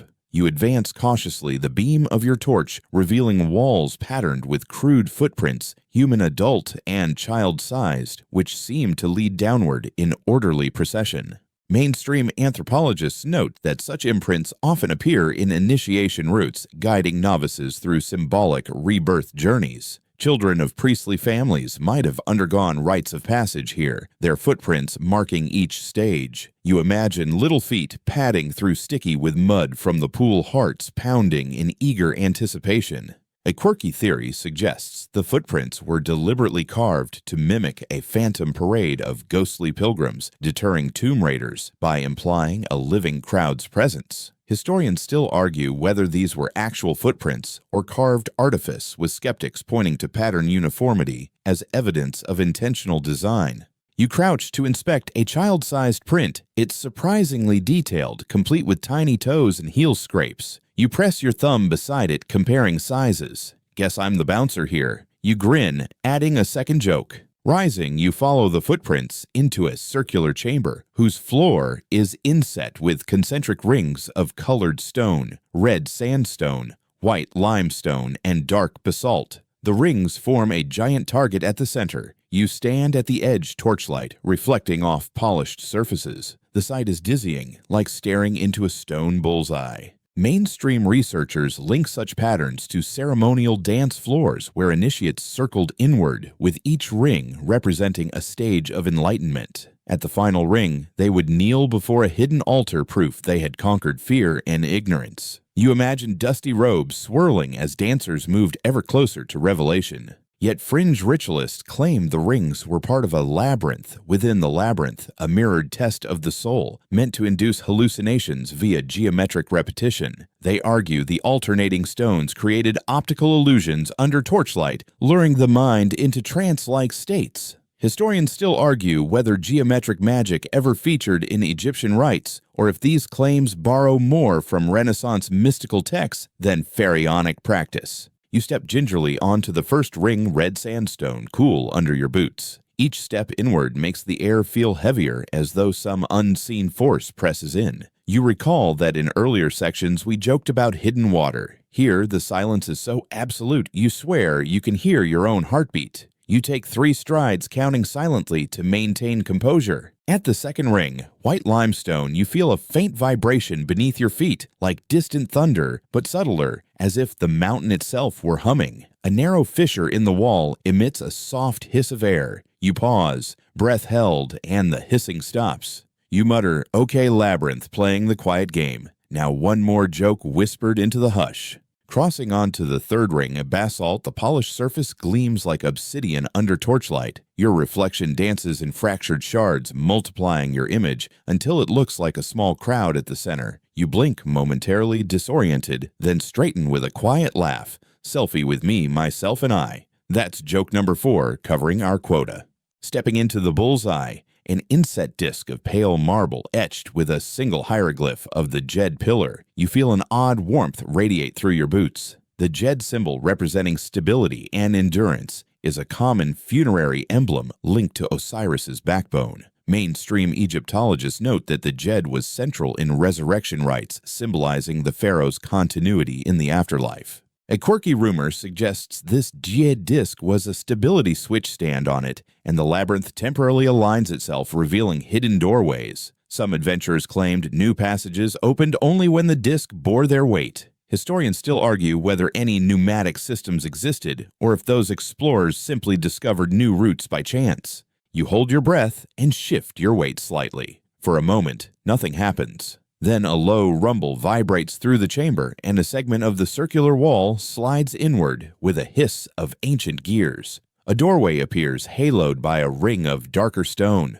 Your heart skips trial past. You step through the opening into a high-ceilinged gallery lined with statues of falcon-headed deities. The air smells of dust and something faintly metallic, like old swords. Ahead, an elongated corridor leads deeper into cool shadows. You slip through, silently leaving the concentric rings behind. As you move on, you glance back once. The circular chamber's entrance slides shut behind you with a smooth thud. No gears squeaking, just stone and will. You smirk, grateful for passage and a good puzzle solved. Yet, you can't help wondering what other doors remain hidden, awaiting the right puzzle to unlock them. Torch aloft, you step forward, the labyrinth's pulse guiding you onward towards secrets in sacred chambers, where ritual vessels hold more than just water, and shadows whisper of long-forgotten rites. You slip into a low-roofed chamber, where the air carries the faint scent of aged papyrus, and dust motes drift lazily in your torchlight. Before you stands a rough-hewn writing desk carved from limestone, its top scarred from centuries of inkpots and reed brushes. You crouch beside it, toes brushing scattered fragments of papyrus that crackle under your fingers, each crumbly piece hinting at philosophies lost to time. Mainstream Egyptologists confirm that scribes were the backbone of ancient administration, mastering hieratic script on papyrus scrolls to record everything from grain inventories to wisdom literature. By the Middle Kingdom, papyrus production had become a thriving industry centered around Oxyrhynchus and Thebes. You can practically feel the faded ink's texture on your fingertips, a tactile connection to scribes who once hovered here, reeds poised. Yet fringe papyrologists whisper of spellbound scrolls, claiming some fragments contained enchantments for flight ritual instructions, promising the reader weightlessness when recited under a full moon. They point to odd annotations in margins, tiny winged figures, and swear these aren't decorative doodles, but literal flight diagrams. Historians still argue whether those marginalia were magical blueprints or mere scribal idiosyncrasies. You lift a curled fragment, its edges brittle. Under torchlight, you make out faint hieratic lines, part of a treatise on Ma'at, cosmic order and justice in Egyptian thought. The words speak of balance between heart and feather in the afterlife, a mainstream funerary concept inscribed on countless tomb walls. You trace the script with a fingertip, your palm brushing residual papyrus fibers that cling like ghostly fingertips. A quirky rumor surfaces. Some historians claim that certain scribal workshops used ground beetle shells to tint red ink, giving sacred texts an otherworldly sheen that glowed faintly in torchlight infrared ink, they call it. Allegedly, priests used these scarab-based pigments to hide secret verses readable only by torchlight's specific angle. Historians still argue whether any texts truly held hidden layers, or if these tales stem from misinterpreted fluorescence tests. You set the fragment down and lean closer to the desk's surface, noticing a shallow groove where an ink palette once sat. Tiny streaks of black and red pigment remain fossilized like ancient fingerprints. You inhale, catching a faint tang of iron gall and resin remnants of the ink's binding agents centuries old. Take that fancy fountain pens, you joke quietly, your 19th century debut can't top this. 1. At the desk's corner, a reed pen, its tip splintered, lies half buried in dust. You pick it up gingerly. The reed's inner pith still cradles microscopic ink residues. Mainstream conservators analyze such tools to understand scribal techniques, noting how pen angle and pressure shaped hieratic's flowing strokes. You turn the pen between fingers and imagine scribes hunched by oil lamps rehearsing official letters or sacred hymns. But hold on, fringe antiquarians believe some reed pens were coded devices carved with runic symbols that could scrape hidden watermarks into papyrus secret signatures to verify authenticity. They insist that high-ranking officials sniffed out forgeries by feeling raised glyphs with their fingertips. Historians still argue whether tactile watermarking ever existed or if forgeries were simply caught via handwriting analysis. You crouch to examine fragments scattered across the desk. One cluster reveals the remains of a philosophical dialogue debating the nature of the soul. Mainstream scholars attribute such dialogues to the instructions of Amenemope, a 2nd millennium BCE wisdom text that influenced later Greek philosophy. You imagine an ancient scholar rolling these very lines into scrolls bound for Memphis's libraries. A fringe legend claims a lost book of thoughts, written here, contained paradoxes so profound that readers reportedly experienced temporary amnesia, forgetting their own names. Some travelers swear they found blank pages deep within the labyrinth, only to realize too late that their memories had been siphoned into the void. Historians still argue whether such memory-erasing manuscripts were ever more than fanciful ghost stories. You carefully slide papyrus pieces into your pack for safekeeping, respecting their fragility and the centuries they've endured. You wipe sweat from your brow and quip, "I'm like Indiana Jones, but with better posture and no whip." 2. Your torch flickers, casting dancing shapes on the walls. You notice narrow shelves carved beside the desk, once crowded with clay palettes and ink jars. One jar's remnants cling to its rim, a thick crust of dried pigment iron oxide mixed with carbon black. You brush the rim and inhale again, savoring that scribe's spice aroma. It's oddly comforting amid stone and silence. In the corner, a shallow niche holds a small wooden box sealed with resin. You pry it open, and inside lies a miniature scribal palette, tiny compartments for different inks, and a folded leather strap possibly used to secure papyrus bundles. You hold the palette aloft, functional elegance carved for portability, suggesting scribes moved between temple palace and tomb complex. Yet fringe collectors swear that some scribal kits included secret compartments beneath false bottoms, stashing illicit love letters or coded revolt plans. They argue that such hidden messages allowed revolutionary ideas to spread undetected. Historians still argue whether any scribes risked betrayal by moonlighting as political agitators, or if those subterfuge stories emerged much later. You replace the palette gently and stand running a hand along the desk's edge. The stone feels smooth, worn by centuries of elbow rests. You grin and murmur, "Good thing elbow grease wasn't literal back then, or this desk would have polished itself." 3. You shine your torch on a faded mural behind the desk, a seated scribe under a stylized Tree of Life ink pot at his side. Mainstream iconographers interpret such scenes as idealized depictions of knowledge and creativity, promoting the scribe's role in maintaining cosmic order. The mural's pigments, ochre malachite green and lapis lazuli, suggest high-status sponsorship. Pigment sources came from gallery-quality mines. But fringe art historians posit that the Tree of Ink mural held hidden astronomical charts mapping constellations onto branches. They claim that scribes used the image to track stellar movements, blending astronomy and literature. Historians still argue whether any mural functioned as a celestial calendar or if astronomical inscriptions were confined to temple ceilings. You step back, taking in the writing nook as a whole, fragments, tools, and murals weaving a portrait of scholarly life. Dust drifts through the torch beam like tiny pharaohs on parade.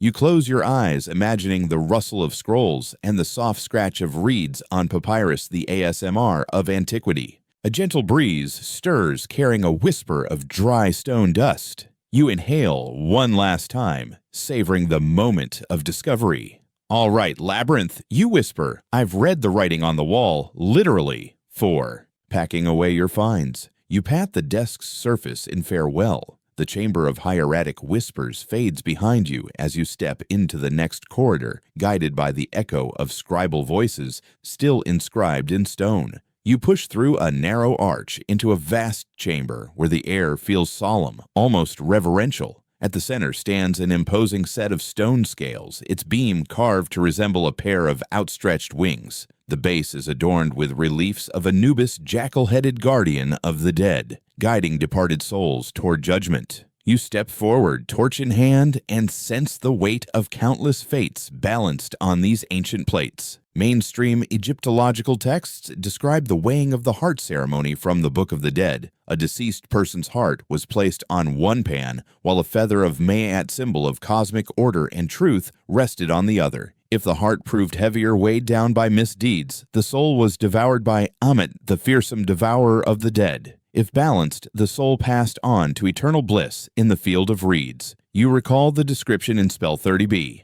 May my heart be light as a feather, a prayer repeated in tombs across the New Kingdom. Yet fringe occultists insist these scales sometimes tilted on their own, responding to unspoken confessions whispered by visitors. They tell of explorers recording the plates shifting minutely when they lied about past wrongs, an impromptu paranormal polygraph. Historians still argue whether any such movements were real or mere variations in stone equilibrium caused by fluctuating humidity. You approach the scales and examine the plates. One side bears shallow depressions, suggesting where small weights were placed. The other grooves for securing the feather. The scale's beam, carved from granite, is surprisingly free of corrosion, testament to the Egyptians' mastery of stoneworking. You place a pebble on one pan and watch it settle. The beam creaks softly, echoing through the chamber like a distant heartbeat. A quirky rumor surfaces. Some say priests would secretly insert metal talismans into the pans to rig verdicts, ensuring favored souls pass judgment. This judicial graft supposedly lined pockets with gold, rewarding caregivers who earned a second lease in the afterlife. Historians still argue whether any such corruption ever tarnished sacred rites, or if these stories were later embellishments by cynics.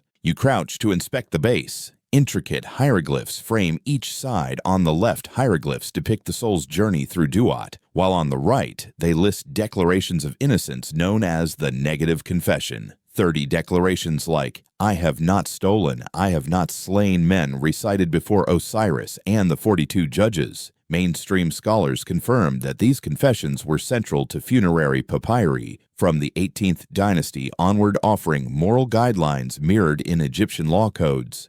A breeze stirs your cloak, unexpected for an enclosed chamber, and you shiver despite the mild desert heat outside. You glance upward to see narrow vents carved near the ceiling, likely ventilation shafts. Fringe engineers claim these shafts also carried whispered verdicts from hidden chambers, where secret judges watched via peepholes, coaxing the scales with subtle puffs of air. Historians still argue whether any such pneumatic trickery was ever deployed, or if ventilation served purely practical ends. You stand and clear your throat. The hush demands respect, yet a joke seems fitting. Talk about weighing your options. This gig has real career ups and downs. The chambers grant no echo, but you imagine the stone scales appreciating your pun.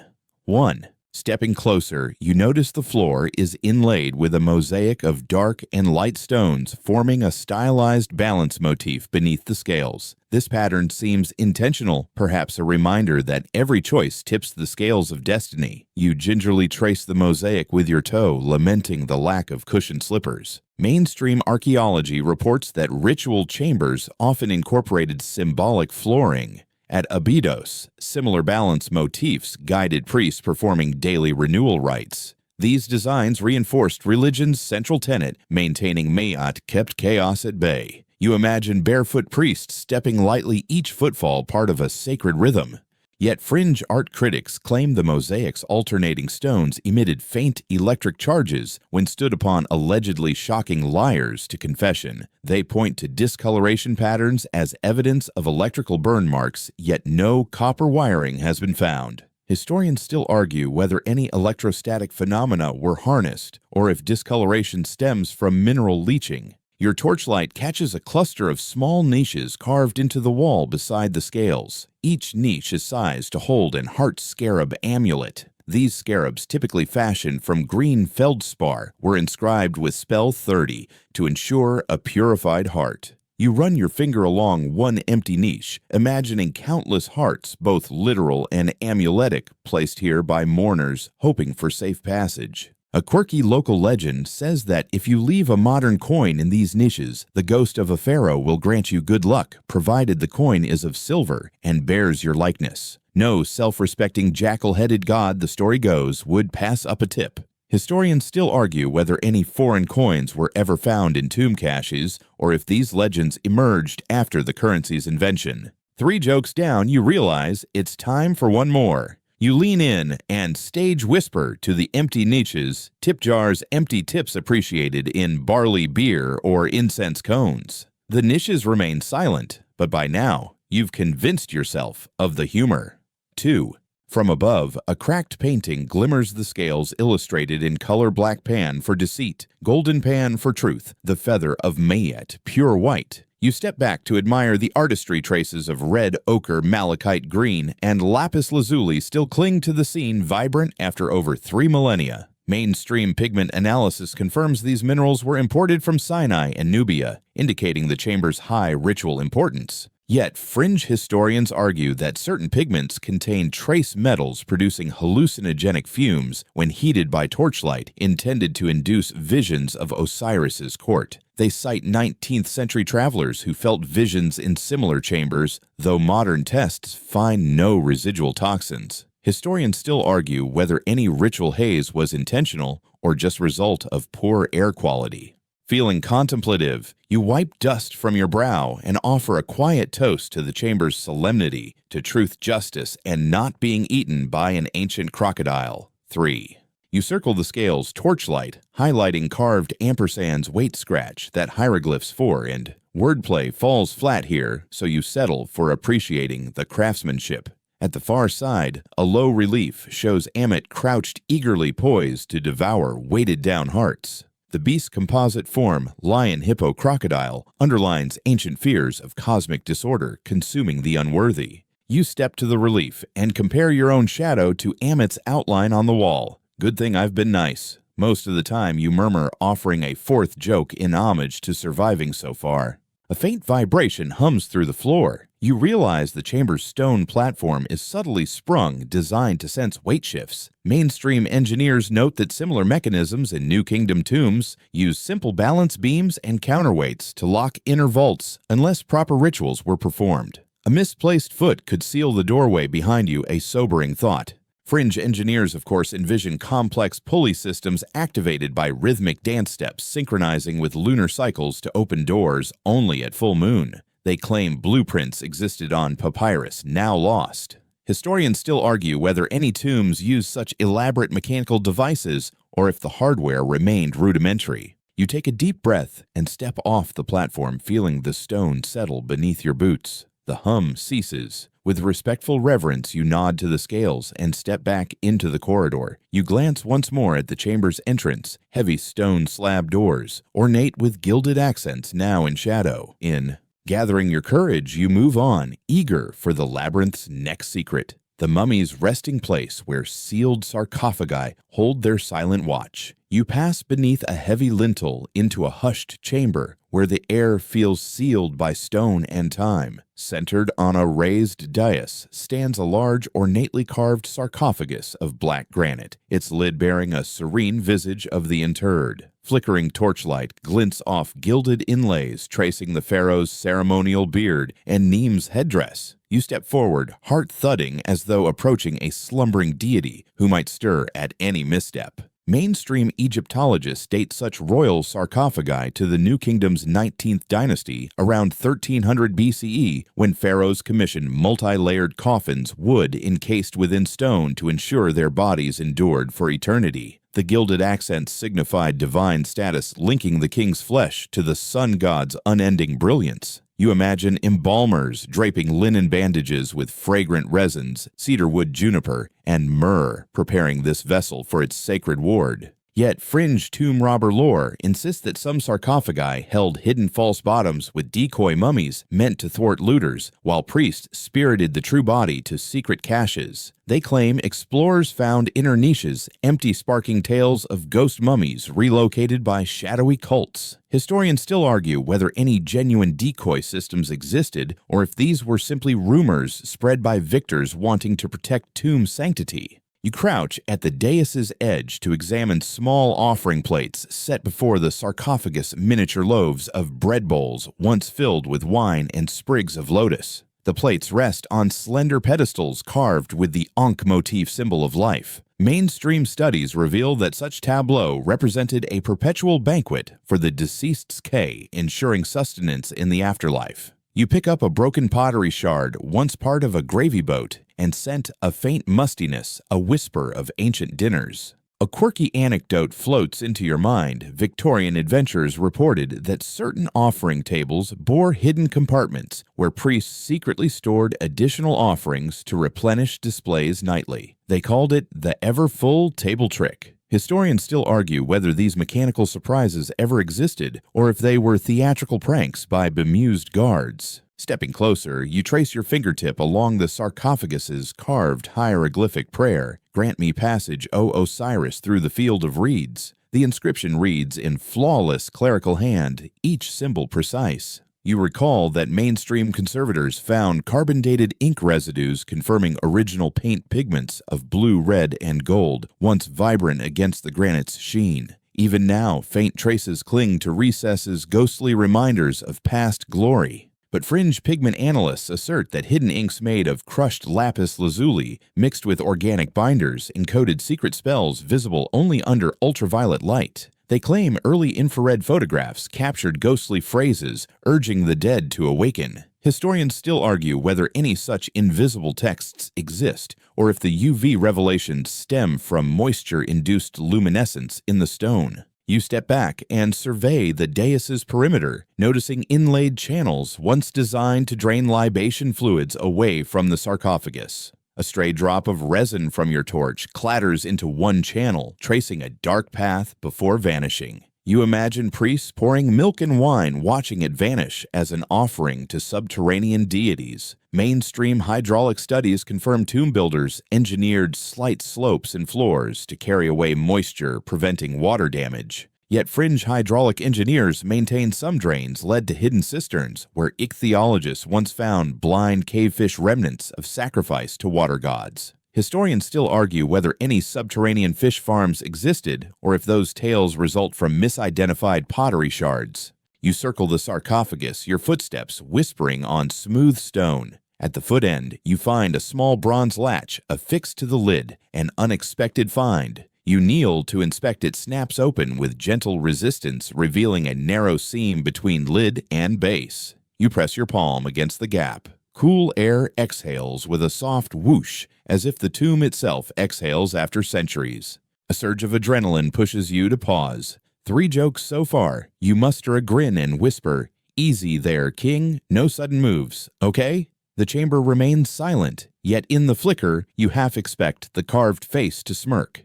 Drawing a breath, you lean in and test the lid's weight. It shifts enough for you to glimpse the interior, a gilded cartonnage coffin, its surface painted with protective deities nestled within. Mainstream burial practices placed multiple nested coffins for added security, each layer reinforcing the pharaoh's divine shell. You sense layers of ritual encoded in spacing materials and paints designed to fortify the king's soul. Fringe conspiracy bloggers propose that one layer contained a hollow bronze shell filled with treasure maps carved in miniature, a secret guide to underground vaults beyond the labyrinth. They cite unverified diaries of a 20th century explorer who claimed to have removed such maps but died under mysterious circumstances. Historians still argue whether such cartographic artifacts ever existed or if they're inventions of pulp fiction.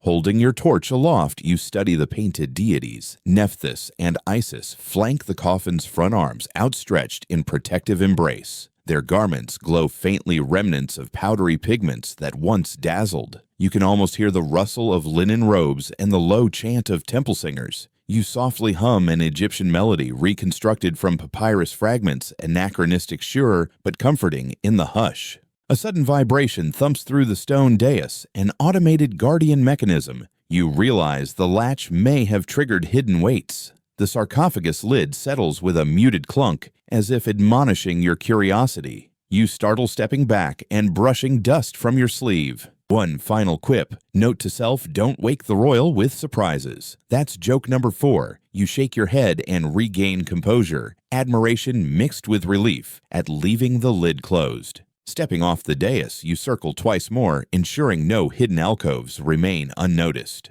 At the northern wall behind the sarcophagus, you spot a faint outline of a door carved flush with the rock. Its edges bear worn glyphs reading "Eternity awaits an invitation" or a warning.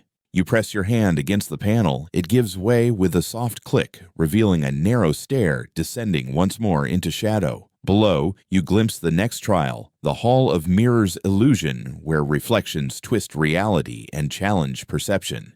You swallow, tighten your grip on the torch, and step into the hidden stair, leaving the silent rest of the mummy undisturbed, its secrets safe for now. You step into a chamber where polished stone pillars rise like silent mirrors, their surfaces reflecting torchlight in infinite echoes. The ceiling is vaulted, and each mirror pillar stands equidistant, creating a dizzying grid that fractures your reflection into dozens of shifting selves. You feel disoriented as every movement spawns a cascade of images, an optical funhouse promising both wonder and vertigo.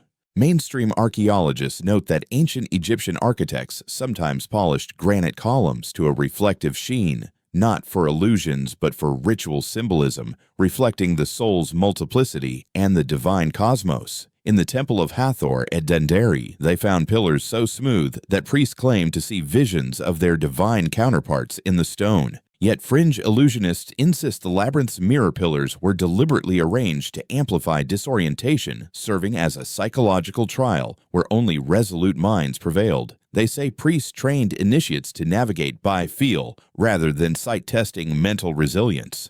Historians still argue whether such psychological design was intentional engineering or simply an accidental byproduct of polishing techniques. You hold your torch steady and watch your reflection flicker. One image raises its arm a moment before you do, and you swear your pulse staggers. A low hum vibrates through the floor, as if the chamber itself murmurs encouragement or mockery. You steady yourself by reaching out to touch a pillar. The surface is cool and unnaturally smooth, like water frozen in place. You joke under your breath. Mirror, mirror on the wall, why are there so many of me in this hall?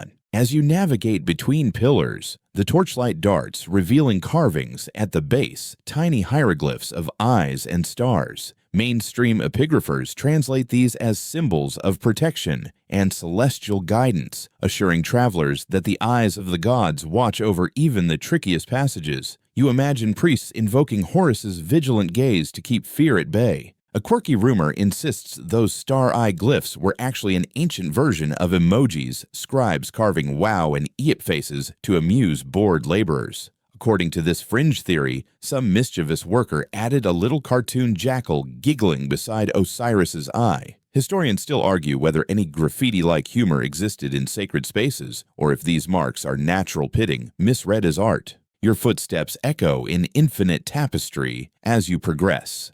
The mirrors create phantom corridors leading nowhere, and you find yourself stepping toward a reflection only to discover blank stone behind it. You pause, toe grazing a loose pebble, proof that not everything you see is real. You quip softly, "Great now, I can't even trust my own 2 feet." 2.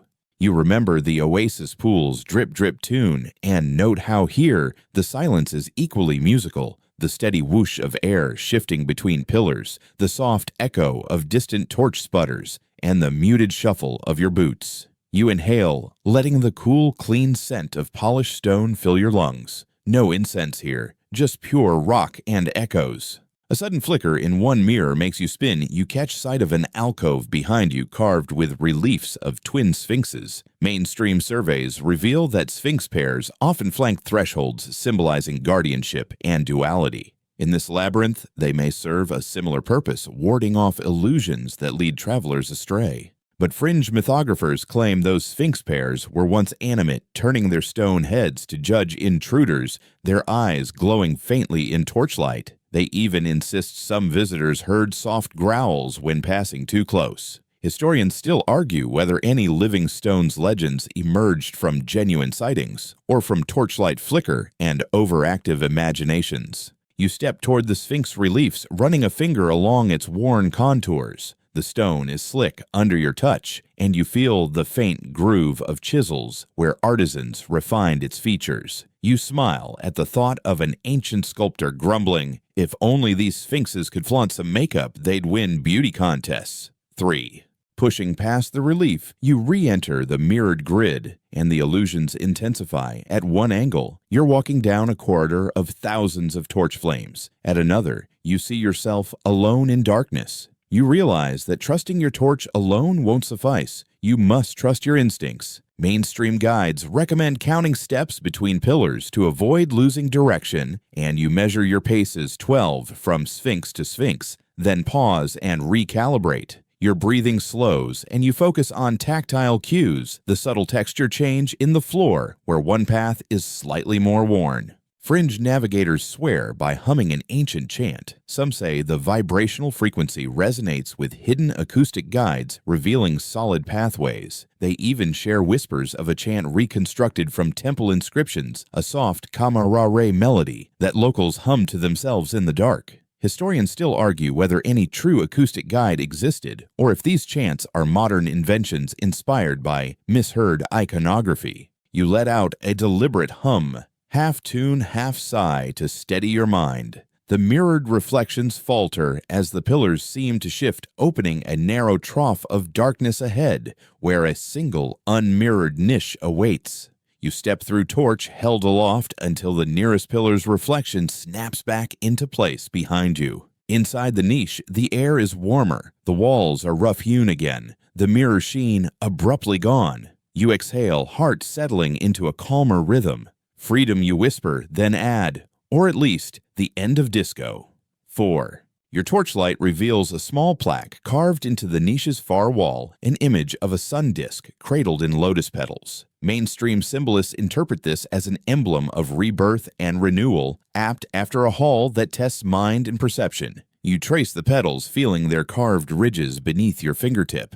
A quirky legend claims that lotus-emblazoned niches hosted visionary seeds, hallucinogenic pods buried behind frescoes meant to induce prophetic dreams. Fringe herbalists insist scribes once concealed psychoactive lotus pollen for ritual use, though chemical analyses find no trace of such compounds. Historians still argue whether any plant-based visions were part of Egyptian spiritual practice, or if these tales began in Greek travelers' accounts. You press your hand on the lotus disc, and a portion of the wall slides open to reveal a low arch lit ahead by a pale green glow. You grip your torch and step forward, leaving the mirror's fractured world behind. The green light feels welcoming after optical chaos, like a promise of stability after dizzying illusion. Ahead, the corridor walls hum with etched sigils and glyphs guiding you toward the chamber of statues. You take one last look back. Polished pillars align in perfect geometry, their reflections now still and silent, as though bidding you farewell.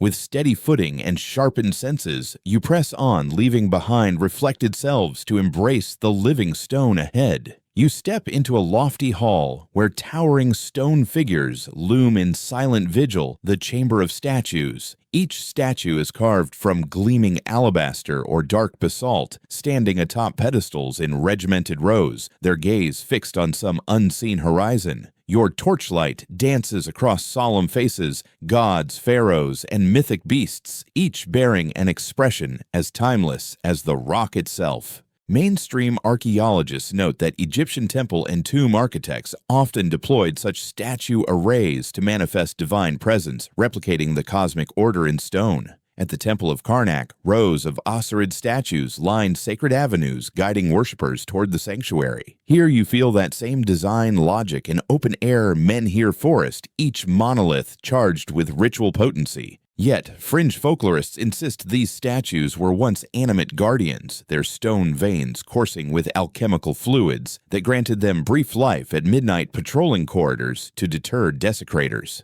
They tell tales of explorers who heard soft footfalls in the dark, only to see statues return to their pedestals by dawn. Historians still argue whether any living stone legends stem from genuine acoustic phenomena or from overactive imaginations fueled by flickering torchlight. You walk between the first pair, a towering Amun-Ra sun disk headdress haloed by flame, and beside him a regal mutt vulture crown poised over Mother. You whisper, "Nice hat, Ra, did it come with a sunroof?" The hall remains silent, but somewhere behind you, a statue's shadow seems to quiver. 1. Ahead, a sequence of smaller figures depicts Pharaoh Mentuhotep II flanked by protective deities. Mainstream art historians date these to the Middle Kingdom's reunification period circa 2050 BCE, celebrating Mentuhotep's victory and the restoration of Ma'at. The statue's proportion and posture merge archaic rigidity with emerging naturalism, a stylistic crossover that marks a pivotal artistic evolution.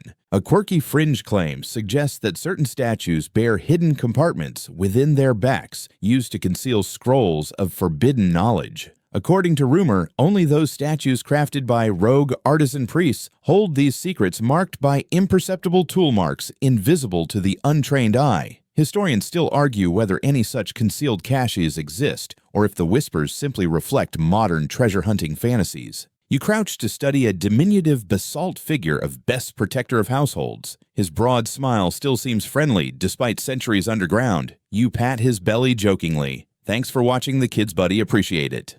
2. Your torch beam falls on a line of jackal-headed Anubis statues, each clutching an ankh. Mainstream funerary experts explain that placing Anubis icons within mortuary complexes reinforced the god's role in embalming and judgment. These statues assured mourners that the embalmer's rite would be overseen by a divine jackal-headed guardian. Yet fringe Egypto-cryptids enthusiasts argue that some Anubis statues were fashioned with magnetic ores in their bases, creating subtle electromagnetic fields detectable by sensitive dowsing rods, claimed evidence of ancient energy grid technology. Historians still argue whether any magnetic anomalies around monuments were intentional or simply natural mineral deposits. You advance deeper, passing colossi of Senusret III, whose stern gaze seems to follow your every move. You murmur big Senusret vibes like a bouncer at the door of eternity. 3. At the chamber's far end stands a monumental triad, Ptah, the creator god, flanked by Sekhmet and Nefertum. Mainstream epigraphers translate the base inscription as "He who fashions the world from thought and word," underscoring Ptah's mastery of creation via divine utterance. You imagine priests reciting sacred hymns here, each syllable echoing against the stone colossi. A fringe whisper tells of a voice-activated statue of Sekhmet that would tilt its head when certain liturgical phrases were spoken correctly, an early form of acoustic engineering. Some 19th century travelers swore they saw the statue nod when chanting a particular hymn, though skeptics attribute the motion to seismic tremors. Historians still argue whether any mechanical actuation ever existed or if reports merely reflected cultural misinterpretation. You stand before the triad and raise your torch high, bathing their faces in light. A sudden hush falls over the hall as if the statues themselves are holding their breath. Your reflection in the basalt of Sekhmet's eyes momentarily flickers into an impossible grin. You steady your heart and quip, "Not sure I'd pick a staring contest with you, but thanks for the warm welcome." 4. Turning, you trace a path between the pedestals, noting subtle scuff marks at identical heights, proof that visitors over millennia paused at set intervals, perhaps performing ritual obeisance at each statue. Mainstream ritual scholars refer to this as the pilgrim's sequence, a choreographed journey through divine avatars. Yet fringe performologists claim the sequence doubled as a dance with pilgrims weaving between statues to reenact mythic narratives, a living tableau come to life in sacred stone. They cite obscure 19th century travel journals describing rhythmic footfalls echoing like ritual drumming. Historians still argue whether any choreographed processional took place, or if footfalls merely marked hurried explorations. You reach the chamber's exit, a low portal carved between two statues of Thoth, ibis-headed god of wisdom. You pause, offering a respectful nod to these silent sentinels. The air beyond smells of cooler stone and damp earth, promising the next trial. You step through the portal, leaving the chamber of statues behind torchlight, retreating into the statue forest's shadows. You descend a narrow stair into a vaulted chamber lit by a faint emerald glow. Before you lies the crypt of the solar bark, where a diminutive stone boat rests upon a low platform carved to resemble rippling water. The bark is no more than a cubit long, but intricately detailed oars, tiny carved crew, and hieroglyphic inscriptions along its hull. You step forward, drawn by the vessel's serene aura, feeling as though you've come upon the pharaoh's secret skiff for navigating the underworld's celestial river. Mainstream Egyptologists explain that the solar bark was a vital funerary symbol. Boats like this represented the solar vessel that carried Ra across the sky by day and through Duat by night. Miniature barks appeared in private tombs as well, ensuring the deceased enjoyed the sun god's protection on his nightly journey. Similar models dating to the Middle Kingdom survive in museum collections, confirming their widespread ritual use. Yet fringe myth enthusiasts insist these crypt barks were built to actual scale and once floated upon hidden subterranean canals fed by natural springs, a secret below-ground Nile, allowing priests to ceremonially launch the model under specific lunar phases. They point to faint moisture stains on chamber walls as proof. Historians still argue whether any true waterway existed or if dampness stems from geological seepage. You crouch at the platform's edge, torchlight flickering across carved oars that appear poised to dip into unseen currents. You reach out, brushing a fingertip along the carved crew pint-sized figures in broad kilts and stylized wig caps. Their faces are serene, each marked by a single painted dot for the eye. You imagine artisans hunched over this model, chiseling each face with reverence. Tiny rowers, big responsibility, you murmur one joke whispered into the hush. On the platform side, you notice channels leading away from the bark's prow, shallow grooves carved into the stone to guide melted libations or oils. Mainstream hydraulics experts note that similar grooves in larger temples channeled sacrificial liquids into basins for purification. This model may have served as a portable basin, catching offerings meant to water the symbolic river's banks. A quirky theory claims that priests used scented oils lavender mixed with cedar to anoint these barks at dawn, believing the aromatic steam that rose would carry their prayers skyward. Fringe aromatherapists call this the heavenly dew rite. Historians still argue whether any scented rites accompanied bark offerings or if these ideas emerged from Victorian perfume fantasies. You stand and circle the platform torch held high so the emerald glow reflects off hidden mica flecks embedded in the ceiling. The light shimmers like sunbeams through water, creating a gentle, undulating effect across the walls. Mainstream geologists attribute the flecks to mica-rich schist layers in the bedrock naturally imbued by ancient volcanic activity. But fringe light art proponents insist medieval priests embedded mica deliberately to animate the chamber with dappled light, choreographing illusions of solar rays dancing across the bark. They argue that certain chambers align precisely with sunbeams entering through concealed apertures, creating sunrise spectacles. Historians still argue whether any natural light engineering was intentional or purely coincidental. As you continue around, your torch catches a thin door carved into the rear wall, flanked by reliefs of Isis and Nephthys waving ceremonial fans. You step closer, heart-thudding, and gingerly push the door. It swings inward to reveal a shallow niche, holding a cluster of miniature oarlocks, spare parts for the bark perhaps, or symbolic redundancies to ensure its eternal voyage. Mainstream conservators note that broken bark models often lost oars over time, so tomb assemblages included extras to preserve ritual completeness. In one Middle Kingdom tomb, archaeologists found 3 replacement oars next to a collapsed boat fragment, suggesting practical foresight by tomb builders. Yet fringe conspiracy theorists claim these oarlocks double as coded keys, inscribed with minute numeric sequences corresponding to pharaonic regnal years. They argue that sliding a particular oar into the bark at a precise angle reveals hidden passages in the crypt's walls. Historians still argue whether any symbolic code resided in funerary models or if these ideas derive from modern puzzle lovers' imaginations. You pocket a single oarlock for later inspection, mindful of its weight and craftsmanship.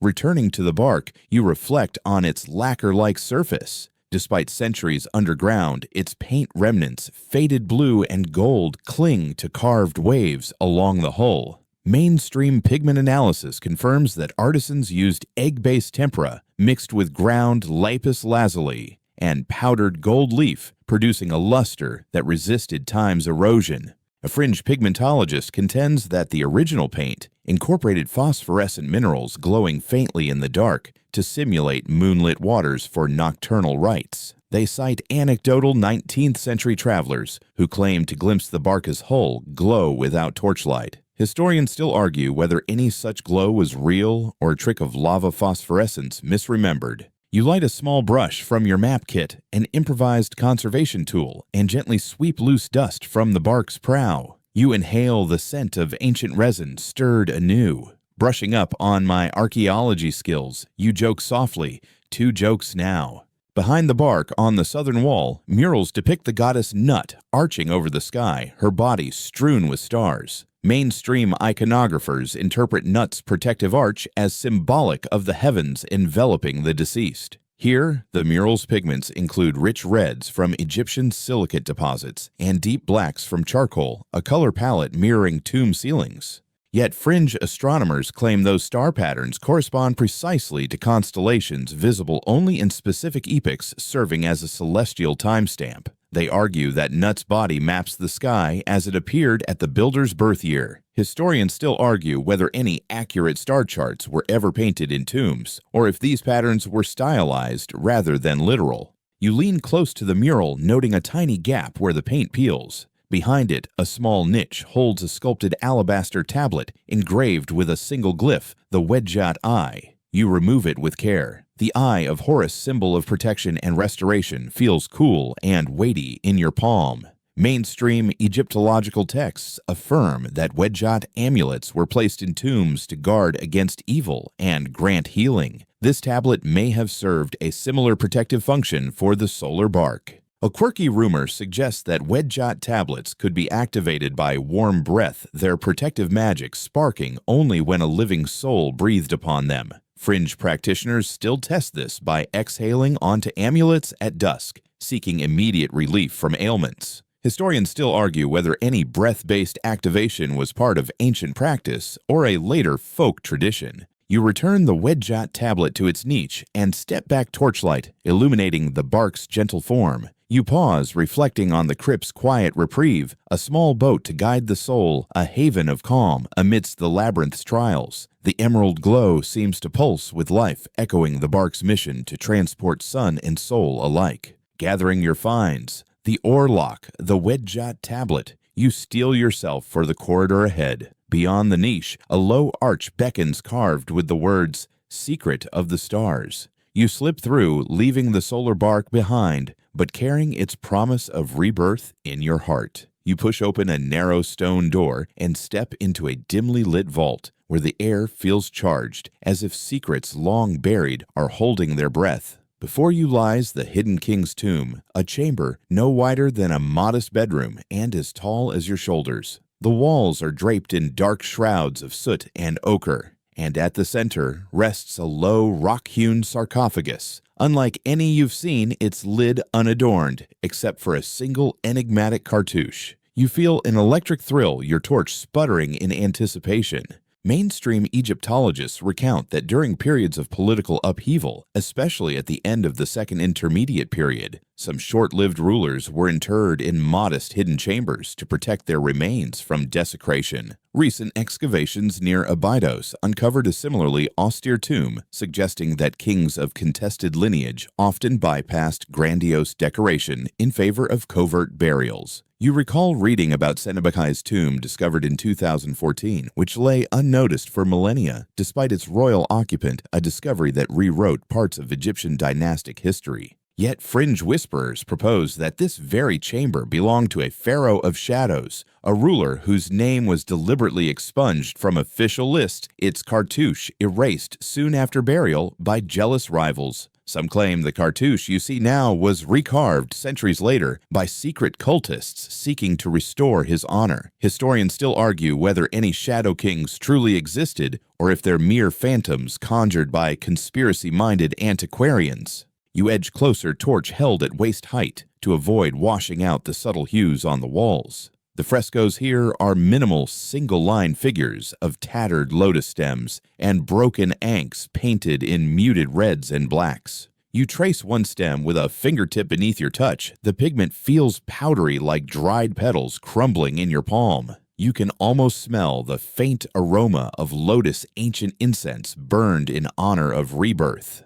A quirky rumor suggests that hidden tombs like this once contained living lotus cuttings, suspended in glass jars filled with Nile water to maintain a garden of eternity. According to fringe botanists, these jars glowed with bioluminescent algae at night, creating ghostly spectral flowers among the darkness. Historians still argue whether any living plants survived in sealed tombs, or if these tales sprang from Romantic-era travelogues. You kneel beside the sarcophagus, noticing that its lid is slightly ajar, unlike the sealed coffins you've encountered before. You hesitate, then gently push it open with a slow pivot. The interior reveals a painted wooden coffin, its surfaces covered in a patchwork of golden paint and traces of resin. The artwork is rougher than royal standards, suggesting hurried craftsmanship or limited resources. Yet someone cared enough to hide this king away. Mainstream conservators have studied hastily painted coffins from the Second Intermediate period and noted that craftsmen reused older chipped panels, sometimes even repurposing funerary gear from merchants or nobles. You imagine artisans scavenging materials under the cover of night racing against political tides. The coffin's rough edges tell a story of urgency and devotion.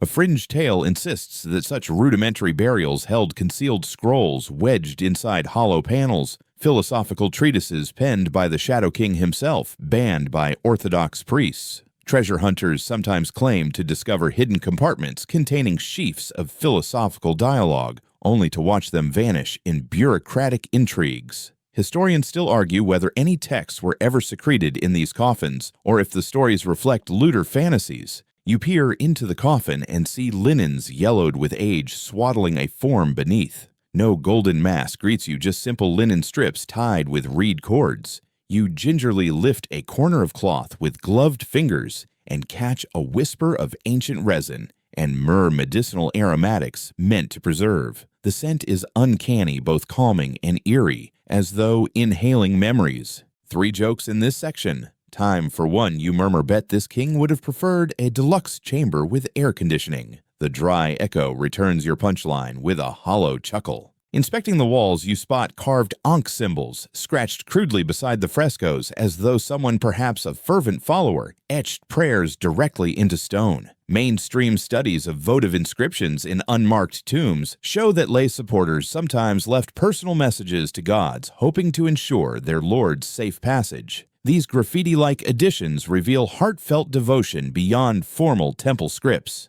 Yet fringe message hunters claim these scratchings encode numeric ciphers, a hidden lineage chart mapping royal bloodlines erased from official records. They argue that scholars haven't cracked the code, leaving history incomplete. Historians still argue whether any such ciphers exist, or if the markings are simply devotional scribbles.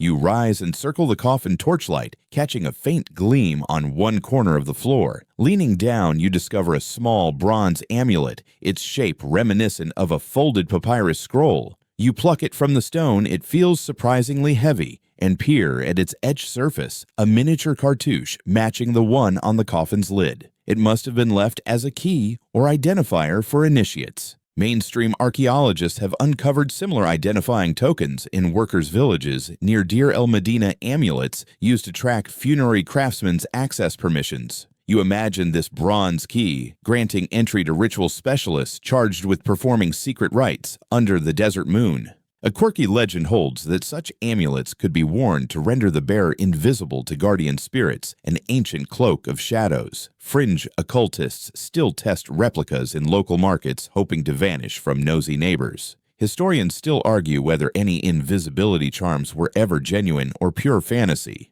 You pocket the amulet and turn to the west wall, where a shallow niche holds 3 unmarked jars. You lift one light enough to suggest it's empty and peer inside a few crumbs of dried papyrus, as though someone once tucked tiny scroll fragments here. You sniff cautiously, no lingering scent, just cold air. You tap the jar's base echoes for sale limited edition. One more joke. You replace the jars and step back, taking in the humble grandeur of this hidden king's resting place. Minimal, secretive, deliberately concealed, yet brimming with devotional touches. You realize that here in obscurity lies a potent dichotomy, a king denied public glory, but honored in quiet devotion. Your torchlight flickers as you study the cartouche on the lid, its glyphs stylized differently than official inscriptions suggesting a local artisan's hand. Historians still argue whether such variations indicate regional workshops or clandestine cults at work. You exhale, letting the chamber's hush envelop you. The hidden king sleeps on his story, half buried beneath politics and time. You give a respectful nod and whisper, "Sleep well, your shadow majesty. Your secrets stay safe with me." Sliding the lid back into place with a soft thud, you turn to the exit, a narrow shaft behind the dais leading upward. The air growing fresher with each step, you pause once more to glance at the tomb's entrance, a painted lotus crest, identical to that in the oasis chamber linking hidden kings to hidden springs. You grin at the poetic symmetry torch in hand. Let's see if your oasis offers more shade than doom. You quip, then ascend the shaft, leaving the hidden king's tomb and its buried truths behind. You emerge from the hidden king's tomb into a snug antechamber lit by a single shaft of waning sunlight slanting through a narrow aperture high above. Before you stands the final gate of rebirth, a massive stone doorway carved with intertwined lotus and papyrus motifs, symbolizing Upper and Lower Egypt, reunited in the promise of renewal. The lintel bears a depiction of the scarab god Khepri, pushing the sun disk skyward, a powerful emblem of daily resurrection. You step forward, brushing fingertips over the carved stone's cool surface, feeling centuries of ritual purpose thrum beneath your skin. Mainstream Egyptologists explain that gateways in mortuary complexes often served as symbolic thresholds between the realm of the living and the afterlife, a transitional portal where the soul shed its mortal coil and emerged renewed by divine power. At Abydos and Saqqara, such gates were integral to opening of the mouth ceremonies, where priests performed rites to enliven statues and coffins. You imagine voices chanting as incense smoke curled upward, prayers interwoven with the clinking of ritual implements. Yet fringe ritualists claim the final gate was once fitted with an activation device, a hidden bronze keyhole disguised within the lotus carvings. They allege that only a consecrated amulet, perhaps that Wedjat tablet you pocketed, could release the mechanism swinging the gate open to reveal the true exit. Historians still argue whether any such mechanical marvels were built, or if they're simply tourists' tales spun from cracked stone and overactive imaginations. You circle the doorway, your torch casting a dancing glow on the carved reliefs. The lotus petals are carved in high relief, their edges catching the light like petals unfurling at dawn.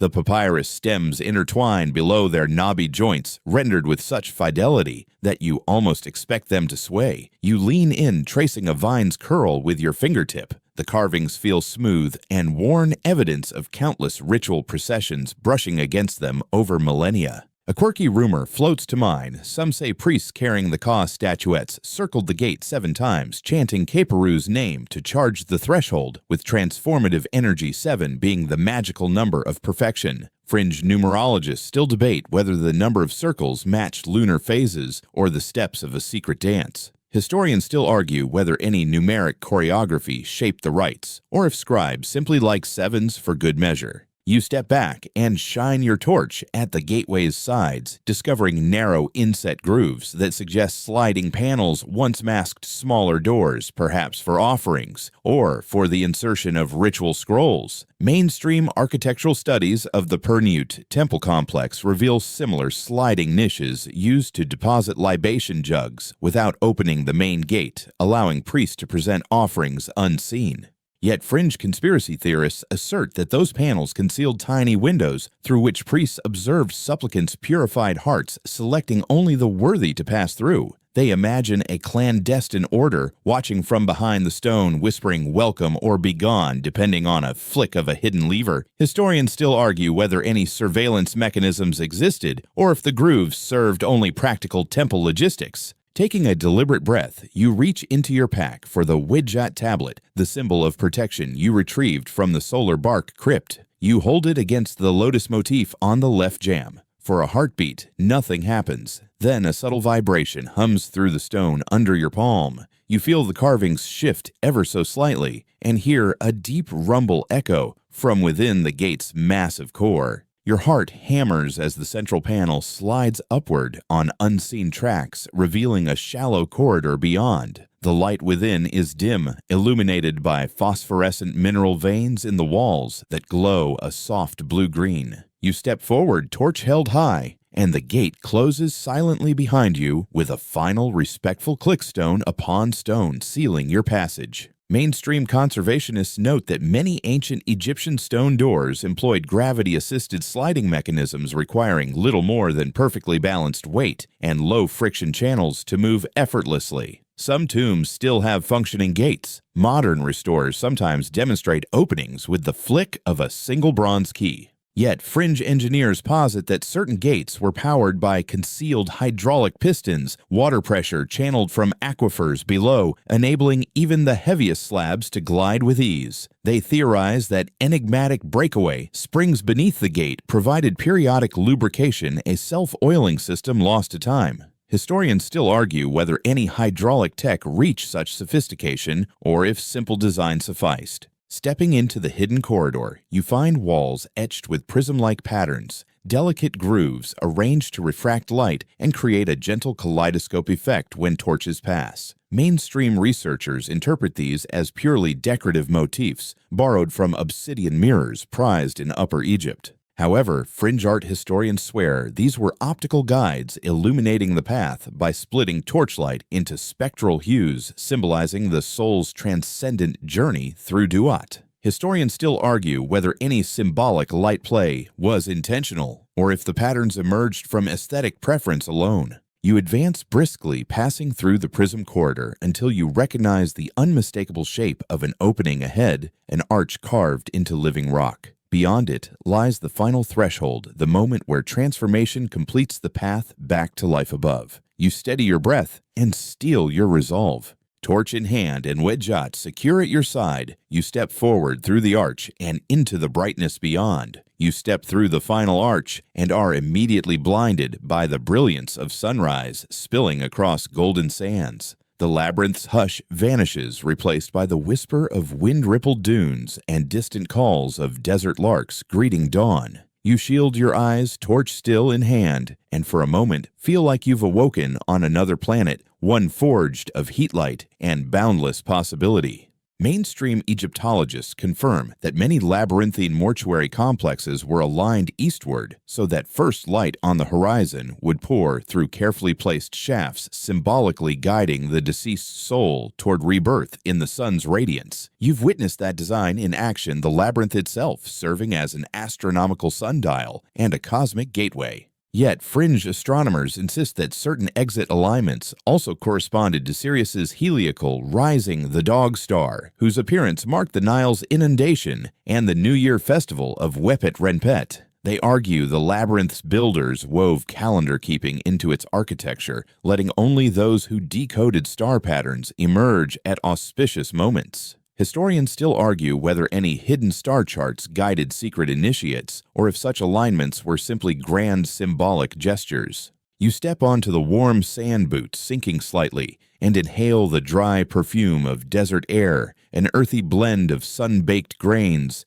distant acacia resin, and the faint tang of salt from the receding lake bed. A soft breeze stirs tufts of sand into swirling eddies, and you watch them drift across the exit threshold as if carrying whispers of the labyrinth's secrets. You breathe deeply, feeling the weight of stone corridors lift from your chest. You turn to look back at the entrance, a narrow slit in a sandstone ridge, half concealed by wind-blown sand. Dust motes swirl in the golden light, dancing like fireflies at dusk, even more magical because it's dawn. You give a silent nod to the rock face, your heart swelling with gratitude and relief. A quirky memory surfaces. Remember the scarab trial's living guards. Here on the open sands, you spot a lone scarab beetle scuttling across a dune's crest, its shiny shell catching sunlight like living jewel. You made it out too. You whisper, offering an imaginary salute to your six-legged friend. One joke check. Stepping forward, you feel your pack lighten. No dripping water, no echoing halls, just the sun warming your shoulders. You brush a hand across the exit's sandstone jam, noting its fine-grained texture and subtle ripple marks from ancient wind-carved patterns. Mainstream geologists would tell you these ripples formed over thousands of years as winds sculpted the ridge's flanks into gentle arches. Yet fringe geomythologists claim those ripples were carved by nomadic stonemasons following secret code, each arch angle encoding ritual prayers to Ptah, the creator god. They point to similar ripple-carved spines at remote oases, asserting a hidden network of sacred stone corridors across the desert. Historians still argue whether any such stonemason guilds existed beyond local folklore. You stand at the threshold, the labyrinth at your back, and the vast desert ahead. The horizon stretches endless, dotted with distant oasis palms and the glint of Lake Morris, its waters low yet shimmering, like shards of broken mirror. You recall the oasis of relief, its cool, dripping stalactites and gentle pool reflected in your memory as vividly as these sunlit waves. A warm joke bubbles up. Who needs a spa day? When you've got free desert exfoliation, you laugh, brushing sand from your boots. 2. Ahead, you spot footprints in the sand. Not yours, but those of earlier travelers, faded but still discernible small caravan tracks leading toward a distant palm grove. You follow them for a few steps, then pause, realizing this path may guide you to civilization or back into new adventures under the sun. A faint hum drifts on the breeze like distant chanting or the low rumble of an unseen engine. You tilt your head, listening. It's the desert wind playing across dune ridges, creating an otherworldly chorus whispered across the sands. You smile, remembering the painted cathedral's echoing drips and the chamber of statues' silent vigil. You bend to pick up a small shard of colored pottery, half buried at your feet, amber-hued with flecks of lapis. It reminds you of the terracotta mash bowls in the sacred vessel chamber. Mainstream pottery experts confirm that potters in Fayum used local clay, tempered with Nile silt, fired to produce warm earth tones, durable works that survive in fragments. Yet fringe pottery sleuths argue that certain pots bore hidden sigils visible only in torchlight, revealing enchantments to ward off sandstorms. They cite travelers' tales of finding storm-safe ceramics more intact than others. Historians still argue whether any such protective glyphs existed or if potters simply used better clays. You pocket the shard as souvenir of both stone and story and settle your pack. The sun climbs higher, promise of midday's fierce glow on the horizon, yet here in the golden hour after dawn, the air remains gentle, the world at peace. You inhale once more, chest filling with sunlit promise. A final joke drifts to your lips. Guess it's time to trade my torch for sunglasses. 3. You turn fully toward the desert, squinting through the glare. The path of dunes beckons, but so does a cluster of palms marking an oasis. You step forward, each stride carving a new tale. The labyrinth's heart remains carved in your memory, its trials, whispers, and revelations woven into the tapestry of your journey. With one last look backward, you whisper, "Goodbye, stone underworld. Hello, open skies." Your footprints fill with shifting sands, erasing evidence of your passage as the desert reclaims its secrets. You pause beneath a solitary palm, fingers brushing its verdant fronds, and close your eyes. The wind rustles softly like a lullaby sung by the desert itself. The labyrinth's trials, serpents hissing in narrow passages, flickering hieroglyphs dancing on ancient walls. The hush of statue-lined halls fade into the gentle chorus of sun and breeze. Each memory unfolds in slow motion, the cool pool's echoing drips, the crack of hidden mechanisms, the glimmer of miniature barks, and the heartbeat hum of etched scales. Feel the golden warmth seep into your skin, melting away tension. Let the sound of shifting sand soothe your thoughts. Imagine every grain carrying a whisper of peace. The sun above crowns you in soft light, a silent benediction for surviving stone's embrace. Even shadows cast by palm fronds seem to sway with calm assurance. You breathe in the air infused with date palm sweetness and the faint hint of lotus incense carried on a breeze. Exhale slowly, releasing any lingering unease. Picture the labyrinth's corridors folding behind you, sealing away trials and mysteries until they emerge again in dreams. You are both traveler and tale spirit and story interwoven. In this moment, time stretches past, present and future converge beneath the palm's gentle shade. You are safe, you are whole. You are carried on sunlit wings toward fresh horizons. Let your heart beat slow, matching the patient rhythm of dunes under moonlight. Now rest in this calm. Let the desert's soft murmur rock you. As night approaches and stars emerge above, recall the labyrinth's lessons, courage, wonder, and the promise of rebirth. Sweet dreams lie ahead, woven from stone's memory and sand's embrace.